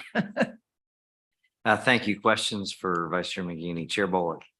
Thank you, Vice Chancellor Mangini. Mangini, I'm sorry. I may just be reading the report wrong. Do you know how many tier 2 positions that we approved over the last fiscal year? I don't know it offhand, but I can pull the number. Would you? Yes. I'd be curious to know that number. I absolutely can pull the number. Yep. I mean, I could go back and count, but if you have a summary, that'd be helpful. And if you could break those down into 2 categories. One would be new, actual hires where it's a full salary hire as opposed to a secondary appointments. Absolutely. And I should note that there are some pretty significant changes happening, both in the evaluation of ranges at the system, but also what qualifies as a tier 2 role. I anticipate we're likely to see a number of development roles come out of the tier 2, and that classification will likely change rather dramatically, I would guess, in probably the next 6 to 8 months. But I'm happy to pull that data. Absolutely. I would appreciate it. Thank you very much. Yep. Any further questions for Vice Chair Mangini? All right, hearing none, I would love to entertain a motion to approve the HR Compliance Management Flexibility Report. Do I hear one? Thank you, Dr. Jones. Do I have a second? Chair Bullock, hearing a motion and a second. Do I have any further conversation? Hearing none, all those in favor, please signify by saying aye. Any opposed? The ayes have it. Thank you, Vice Chair. Thank you very much. Appreciate it. All of the items we've just covered will be placed on the board's consent agenda for approval tomorrow without objection. Thank you. That leads us to 2 informational items for the board today. We have an employee forum update and a faculty update. And our next item will come from Katie. Come on down. Chair of the employee forum. Thank you, Katie. All right. Good afternoon, members of the Carolina community. Thank you, esteemed board members, for inviting me to speak today. I bring you greetings from the Employee Forum and the members of the over 9,000 staff here at UNC-Chapel Hill. For the newest member of the board I've not had the pleasure to meet yet, I'll start by introducing myself. My name is Katie Musgrove, and I am the current chair of the Employee Forum here at Carolina. The Employee Forum's mission is to advocate for and constructively address the challenges, needs, and opportunities of UNC-Chapel Hill staff. In my paying job on campus, I'm a staff member at UNC School of Law, where I serve as the business officer for their clinical programs. I've been a staff member here at UNC since I graduated from Carolina with a BA in history back in 2015. I've also worked for facility services and for the pharmacy school in that time. I've served on the forum for the entirety of my time as a staff member here at UNC. Interacting with and learning from such a wide swath of the campus community through the forum has been truly one of the highlights of my employment here at Carolina. So, what have we been up to since we last spoke? Staff and the employee forum have been busy as always. One of the things I've been working on recently is the employee forum's annual report, highlighting our various accomplishments in the 22-23 academic year. I will share that report with the chancellor soon, hopefully by the end of August, and I'm glad to forward it to you all as well for consideration. I've been truly thankful for the opportunity to reflect on all the hard work put in this past year while writing the report, as it's focused my thoughts before speaking with you today. Let me take a moment to highlight some of the key issues we've been grappling with this year. As forum chair, I rate recruitment and retention among the highest priority concerns for many staff on campus. In my conversations with staff, turnover and lingering vacancies are consistently the biggest hardship staff are feeling right now. We have been facing staff retention issues on campus for many years, and the pandemic only exacerbated these problems. In fact, the number of vacancies seems to be getting worse, not better, in our post-pandemic, quote unquote, workforce. I've talked to this board previously about chronic vacancies in our housekeeping department. According to the university's Office of Human Resources, vacancies in UNC housekeeping department have increased from 64 full-time position vacancies in December of 2021 to a whopping 98 vacancies as of the end of June 2023, with 59 of those vacancies on third shift alone. While efforts to address these vacancies are ongoing, whatever we are doing is frankly not working. We are falling further and further behind, with the housekeepers that remain being forced to work the equivalent of 2 to 3 positions, leaving staff exhausted and depleted. In our view, the efforts to fill these vacancies have not been sufficient to attract qualified applicants in a competitive job market.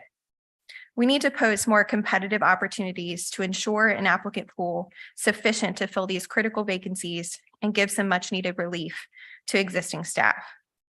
But it's not just housekeeping. Lingering vacancies are an issue all over campus, and staff are feeling the weight of covering for those vacant positions and are burning out as a result. The vacancies we face on campus also connect to several other priorities the employee forum has focused on this past year, including staff and faculty recruitment and retention, pay, benefits, culture, parking, you gotta love it, affordable housing, and accessibility or lack thereof. We recently passed a proclamation centered around accessibility that I encourage you to read through either on our website or one of the copies I brought for you all who prefer analog methods. What else have we been up to? A few of my fellow employee forum delegates and I represented UNC-Chapel Hill staff on Monday and Tuesday at the UNC System Staff Assembly 2-day meeting that was held at Winston-Salem State University. It is here that staff from all 17 UNC system institutions come together to advocate on behalf of over 32,000 staff across the UNC system. The immediate past chair of our UNC-Chapel Hill Employee Forum, Shayna Hill, is actually the chair-elect of the UNC System Staff Assembly. She assumes office in October, and we are truly lucky to have her voice advocating to President Hans on behalf of UNC-Chapel Hill and UNC System staff. There's a lot of work to be done on behalf of staff, both at state and local level, and we are eager to continue that work in the coming year. It is only with the strong support of this board and the administration that we can do our work in protecting and advocating for the needs of staff for many years to come. In that regard, I call on you for your help in advocating with the legislature to pass a budget that includes meaningful raises for UNC-Chapel Hill staff and other state employees who struggle to make ends meet. We know that you have meaningful connections with several of our representatives in Raleigh and would appreciate any help you can provide to encourage their strong support of state employees during the ongoing budget negotiations.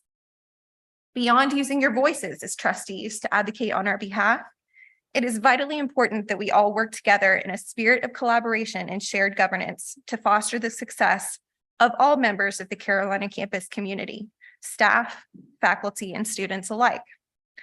In that spirit of shared governance, it is my hope that the staff, faculty, and graduate students have a more consistent presence at these meetings. Before the pandemic, faculty and staff chairs and the graduate and professional student government president provided updates to every university affairs committee meeting and shared their perspectives with the board and activities of their critical constituencies. At a minimum, we would hope to get back to that standard. Beyond that minimum standard of involvement, I would also like to advocate that we adopt one of the recommendations of the Governor's Commission on the Governance of Public Universities in North Carolina, which recently wrapped up their work and released their findings. The commission recommended that, in addition to the existing student member of the Board of Trustees, that 2 non-voting ex officio members be added to each BOT, the campus chair of the Faculty Senate and the campus chair of the Staff Assembly, i.e. our employee forum. The North Carolina School of Science and Math and the UNC School of the Arts in the UNC system have already made this change. Having representation from each of our critical constituencies, faculty, staff, and students would give this board a well-rounded view of the needs of the university we are all here to serve and to support. Honest and open dialogue between us all will lead to increased trust, understanding, empathy, and compassion, which I believe is critical to ensure the campus as a whole thrives in its mission of teaching, research, and service. I look forward to working with you all to accomplish the shared goal. How else can the board lend a hand to the staff causes spearheaded by the Employee Forum? We do have several charitable efforts that we sponsor and participate in each year that I'd love to highlight. First of all, our Education and Career Development Committee handles applications for the Employee Forum's professional development grants each year. This past year, we've awarded just over $11,000 in grants to 33 recipients, with 65 people applying in total. Professional development is a constant need on our campus to retain our talented staff. So we're always looking for ways to grow our development areas, grow our efforts in this area. If you're interested in supporting professional development efforts, please reach out and I'd love to chat with you. Speaking of professional development fundraising efforts, the UNC System Chancellor's Cup Golf Tournament will be held this year on September 26, 2023 at Bryant Park Golf Course in Brown Summit, North Carolina, hosted by NC University. As a reminder, the golf tournament raises money to support the Janet B. Royster Memorial Staff Scholarship Fund, which supports professional development opportunities for UNC System staff. We had the distinct honor of hosting that tournament here last year at UNC Findlay Golf Course, but given the renovations, we weren't able to host it there this year. Last year's event at Findlay was a massive success, with a full roster of teams and many sponsorships going to support the Janet B. Royster Scholarship. With your generous contribution and involvement, we reached our minimum endowment goal of $175,000 and are well on our way to our full endowment goal of $250,000. We hope to return to Chapel Hill for future tournaments to continue towards that final endowment goal. These tournaments are always a fantastic day filled with good-natured competition with representatives from all 17 system institutions, President Hans, the Board of Governors, members of this board, as well as Kevin, Bubba, and many others. I want to share a sincere and heartfelt thank you to Kevin for sponsoring a team again this year. And if any of you would like to sponsor this year's event in Greensboro, I'll pass around a flyer with our website where you can find further information on how to contribute. In the meantime, I will keep you updated about our efforts to return to Findlay once they're ready for golfers again.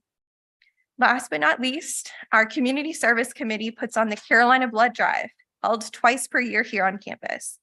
This past year, the Carolina Blood Drive collected 368 units in December and 556 units in June, with almost 38,000 units collected since the drive began back in 1989. Blood was processed and used to save lives in local hospitals within days of each drive. We hope to see you out at one of our future drives to bleed Carolina blue with us. Thank you for your time, and I'm glad to answer any questions you may have. Yeah, thank you, Katie, and thanks for sharing with new board members some of your role. I appreciated that opening. I'm sorry I didn't comment on it. And again, I'll look forward to getting your report, which I assume the chancellor will pass back through us. And I would always say, please, as you even in advance of these meetings, sometimes if you give us a list of some things you're working on, that's always can be put in the board books and helpful for folks processing through that. Further questions for Katie this afternoon? All right, well, thank you very much. I'll leave these here. Our second and last informational item for today is from our new chair of the faculty, Professor Morocco. Thank you. Can everyone hear me? I'm a little sniffly from allergies. Thank you and good afternoon. Thank you very much, Chair Bryan, members of the committee, Chancellor Guskowitz, Provost Clemens, and invited guests. I'm very, very pleased to be here today. And I also realize that I have the unenviable task of being the last speaker of the afternoon and the only person standing between you and adjournment. So I'm going to try to keep my comments both brief and hopefully compelling. The agenda item title for this is faculty update. And perhaps the most obvious and relevant update is that as of July 1st, we have a new chair of the faculty, who's me, and just in case. And joking aside, I am incredibly honored to serve as the 26th chair of the faculty. It's a position that began in 1951 for this tremendous university. The vote of confidence from my colleagues on the faculty it means the world to me. And I'll do my very best to serve them and this university. The second update is that so far, my first 26 days in this role have gone very well. I've met with a lot of people, I think 25 at the last count, and actually I've met some folks in the room. People are nodding because we've had coffee and chatted since mid-May. And what I'm trying to do is get their perspectives on the role of the faculty chair, the best ways to communicate with them, what their priorities have been. And everyone has been unfailingly gracious with their time and generous in indulging me in all my questions, because I always come with a big list of questions. I've scheduled individual meetings with both the chancellor and the provost in 2 to 3 week intervals. So I'll be meeting regularly with them. Thank you to both of you. And our faculty executive committee has met twice since July 1st. And we're gearing up for the first full faculty council meeting, which is September 8th, and we'll have faculty council orientation in mid-August. We also co-hosted the first of 2 webinars. I think the next one is August 1st. The first one was Tuesday, co-hosted with the Office of the Provost and the Generative AI committee that he created on generative AI and how can faculty, artificial intelligence, and how can faculty prepare themselves for the fall. So we are in the process now, and I'm just finishing up myself, preparing our syllabi. We need to put statements, right, in our syllabi about the use of AI, generative AI. And as a researcher, I've already gotten guidelines from NIH. So there's a lot going on, and this was a great opportunity to get some of those questions addressed. Our Center for Faculty Excellence is also making resources available. I'm so fortunate to have Jill Moore, who's the secretary of our faculty, by my side, and the Office of Faculty Governance staff, Helen Canego, Khadijah Murray, and Emma Cromwell, who've just been so great and so patient with me as I kind of am wading into these waters. So in preparation for this meeting, I was advised to introduce myself and to tell you a little bit about my background and my priorities as chair of the faculty. I thought that was a great idea because I think that my path here to this day gives insight into how I approach issues and how I will approach this role. Also, I really sincerely believe that you work better with people that you know and that you know about them, because you could usually find some commonalities, right? Some common ground. So that is my goal. So I'm not really used to talking about myself a lot, but I'm going to give you a brief bio. I graduated from the University of Florida, and then I served in the United States Peace Corps in the Democratic Republic of the Congo. It was known as Zaire then. That's quite a while ago. And it's for those of you who might remember your college lit classes, it was the setting for Joseph Conrad's Heart of Darkness. I worked as a teacher there, first at a rural secondary school in a very rural village, and then as a regional, in the regional teachers college as a professor. So for students who were learning to be teachers. As is typical of most Peace Corps experiences, I learned as much as I taught, probably more than I taught. And I learned from perspectives of people who had lived experiences that were completely different from my own. I learned how to adapt to unpredictable circumstances over which I had zero control. I learned how to engage in creative problem solving. And this was before YouTube. So you pretty much were on your own. And I did learn that you can do almost anything with dental floss. And I also learned a lot about humility. And those of you who were here for the strategic initiatives session heard Dr. Dasgupta, Nab, talk about the importance of humility when you're dealing with these big problems, right? Big issues. And I think all of these lessons I can apply to my role as faculty chair. It was also in the Peace Corps that I was introduced to the field of public health for the first time. In my village, children died every year from measles and other vaccine preventable diseases. And I think we forget, I mean, when I was growing up, measles wasn't a threat, neither was, diphtheria or whooping cough. And people lacked safe water and basic sanitation. And at that time, HIV/AIDS was in full force in Central Africa, where I was. So I was there, so I ended up staying for 5 years. So I was there from 85 to 90. Yeah, so this is before we had, before there were antiretrovirals, it was really all about prevention. Yeah, and also there were a lot of unsafe blood transfusions also, which was a major vector as well for the transmission of HIV at that time. So I ended up, we just segued right into my next sentence, which is that I ended up staying for 3 more years in Zaire, beyond my Peace Corps experience, working for the United States Agency for International Development on child survival, water and sanitation and health projects. Here's where UNC comes in. So I'm tying it back in. As I became more and more interested in going back to school for public health, which was never even on my radar before Peace Corps, one institution came up over and over and over again, the University of North Carolina at Chapel Hill. And again, this is before the internet, right? This is before advertising and social media. And I heard it from my USAID colleagues. I heard it from project consultants that were coming in from all over the world, international aid workers, and even village health workers in remote villages who, had been trained by folks from UNC or had, a consultant had come through, or they'd heard of UNC and what they do in public health. So Carolina was known halfway around the world in the most remote places that you could imagine, and not just from Michael Jordan, right? That was the other question people would always ask me is, so if you go to school there, will you meet Michael Jordan? So,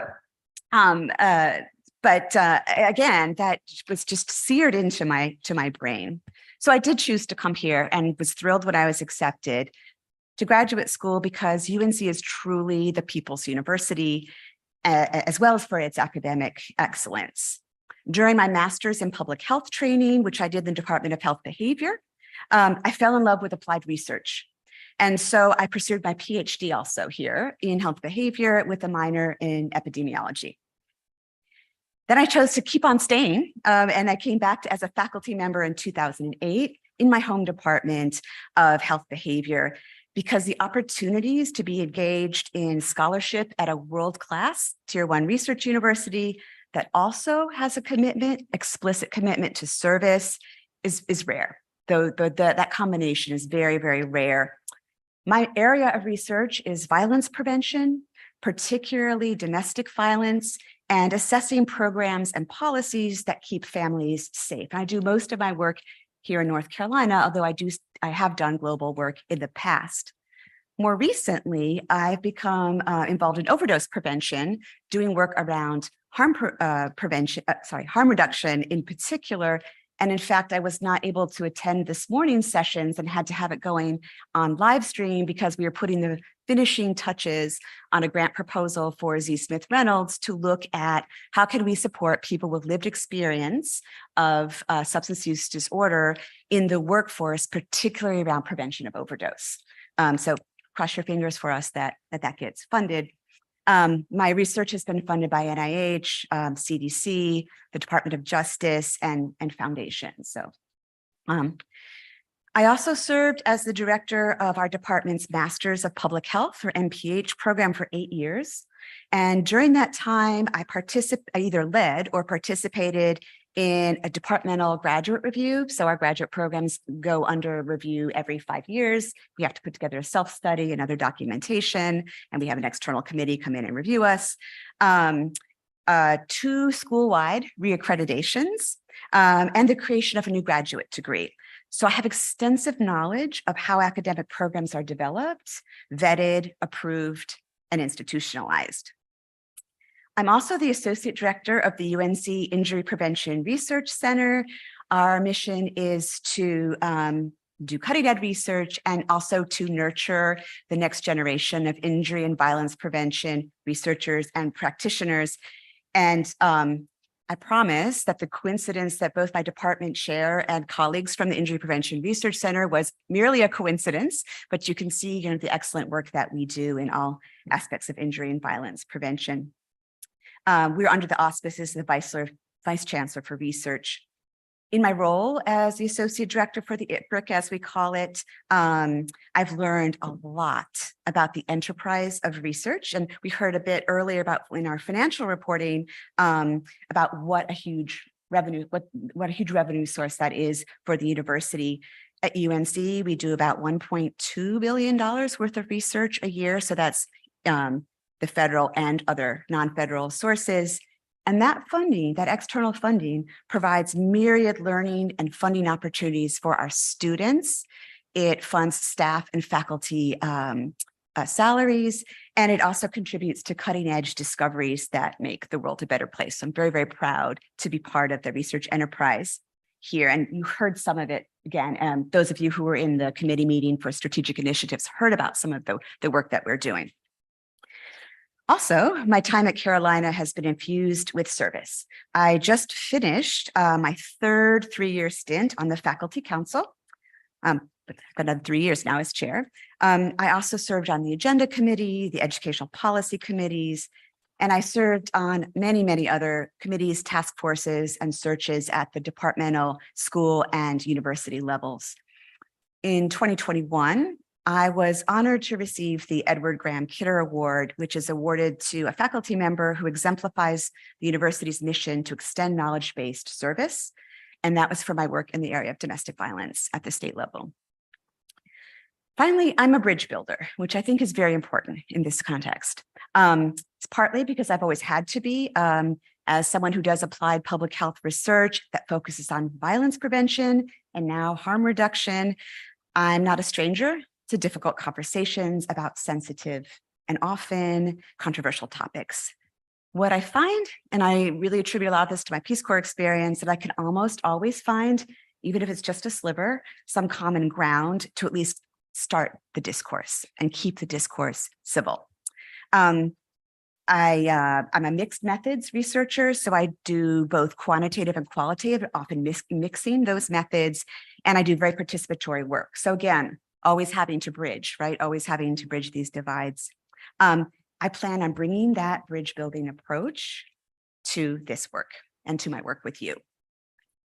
So I believe that my academic training, my previous experience, and the leadership roles that I've had here at the university, as well as my bridge building temperament, do equip me to serve as faculty chair, representing my constituency of the faculty, but also working with all the various stakeholders here for the university. In public health, we emphasize prevention, also data-driven decision-making, and promoting equity and inclusion, and all of those are integral to faculty governance, shared governance in particular as well. And I do believe that many recent conversations have not necessarily relied on data-driven principles or even discussion. And I really would love to get away from that. And so as chair of the faculty, my goal is to engage faculty, administrators, staff, trustees, and students in order to ensure authentic shared governance of this university that we all love. In my nomination statement, I broadly stated that my priorities as chair would be to protect, continue, and enhance our efforts toward building an inclusive, equitable environment, to safeguard the integrity of faculty in decision-making in areas that involve them, and to advocate for communication and timely information sharing, particularly in areas that directly impact faculty. But these are overarching priorities, that I kind of put out there before I took on the role. One of my immediate goals is to engage faculty in identifying strategic priorities. We've already started this process at our last FEC meeting. We'll continue it at faculty orientation. And another goal is to make sure that we're hearing from all faculty. We know that faculty here are not a monolith. We also know that some voices are louder than others. And so trying to figure out how all faculty voices can be heard, recognizing that people like to share information in different ways. So while some people may be on faculty council, others might respond to a survey, others might prefer one-on-one engagement, but really exploring, again, mixed methods, different ways to engage and get information from faculty, and also to get information out to people as well.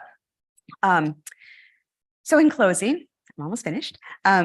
I'm a triple Tar Heel. So I am an alumna, a faculty member, and also a Tar Heel parent. My son graduated from Carolina, my daughter from University of North Carolina, Greensboro. She's a social worker now here in Orange County. They'll both be starting graduate school, I think next fall. And I saw for myself, I knew it from my work as a faculty member, but I saw how they acquired knowledge and critical thinking skills in an environment that also encouraged them to put those skills to work in service. And I'm very proud of my daughter. She does that every day. She did it during the pandemic, as a social worker here in Orange County. I will say that I'm also very grateful for in-state tuition. So I just want to put that out there as well.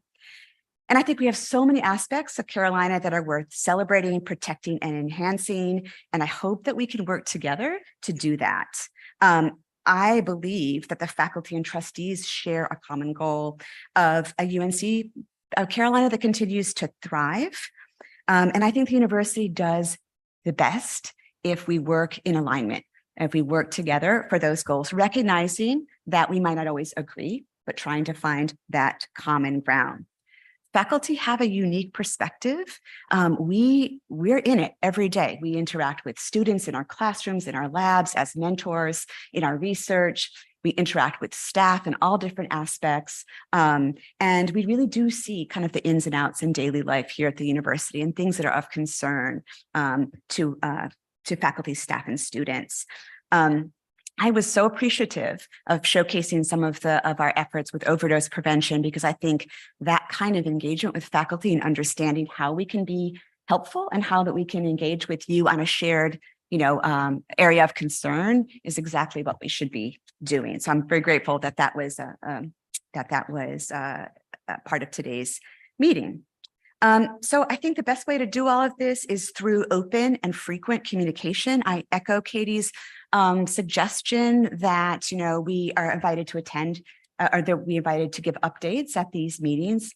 I also welcome the opportunity to meet with you individually, as a group, over the phone, whatever works for you. And I hope you know that I'm always available. My students know that I'm a night owl, so you can usually catch me if you over email or phone. And I just am very much looking forward to these next 3 years and us working together in a productive way. Thank you, Dr. Maraka. Really appreciate those comments. In fact, it felt like we had a lot of conversations about civil discourse, and I took 3 quick notes of what you said at some level, which were get to know each other. find common ground and explore these tougher issues with humility. And I think that those were great comments. I think ones you'll find very receptive board with, and in fact, enjoyed hearing some about you. I have to admit, I was trying to, figure out some of your background, and you said you did Peace Corps, and I was like, oh, I did Teach for America. So I taught for 2 years. I'm sure Dr. Jones related to your work. So really appreciate it. It's really nice to hear from you, get to know you today. Further comments from members, questions? All right. Well, we look forward to being in touch and appreciate you being here with us today. And I'll share my contact information too. Please feel free to contact me. I'm very accessible and really enjoy talking to people. So thank you. Thank you. With that, concluding our informational items, I would love to entertain a motion from Dr. Jones to go into closed session. Appreciate your keeping me on task. Mr. Chairman, I move that the University Affairs Committee go into closed session pursuant to North Carolina General Statute, section 143-318.11, subsection A, subsection 1, to prevent the disclosure of privileged or confidential information, and also pursuant to section 143-318.11, subsection A, subsection 5, and subsection A, subsection 6. All right, you've heard the motion. Any further discussion? Hearing, do I have a second of the motion, please? Or do I need a second? I may not need a second. Second. Someone would like to give me a second to that motion? Thank you, Chair Bullock. Any further discussion? Hearing none, all those in favor, please say aye. Any opposed? The ayes have it. We will move into closed session.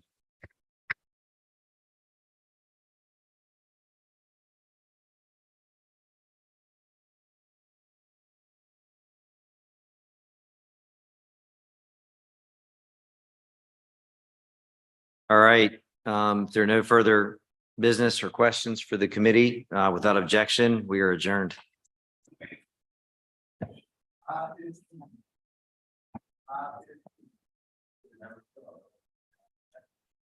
Thank you. Real quick.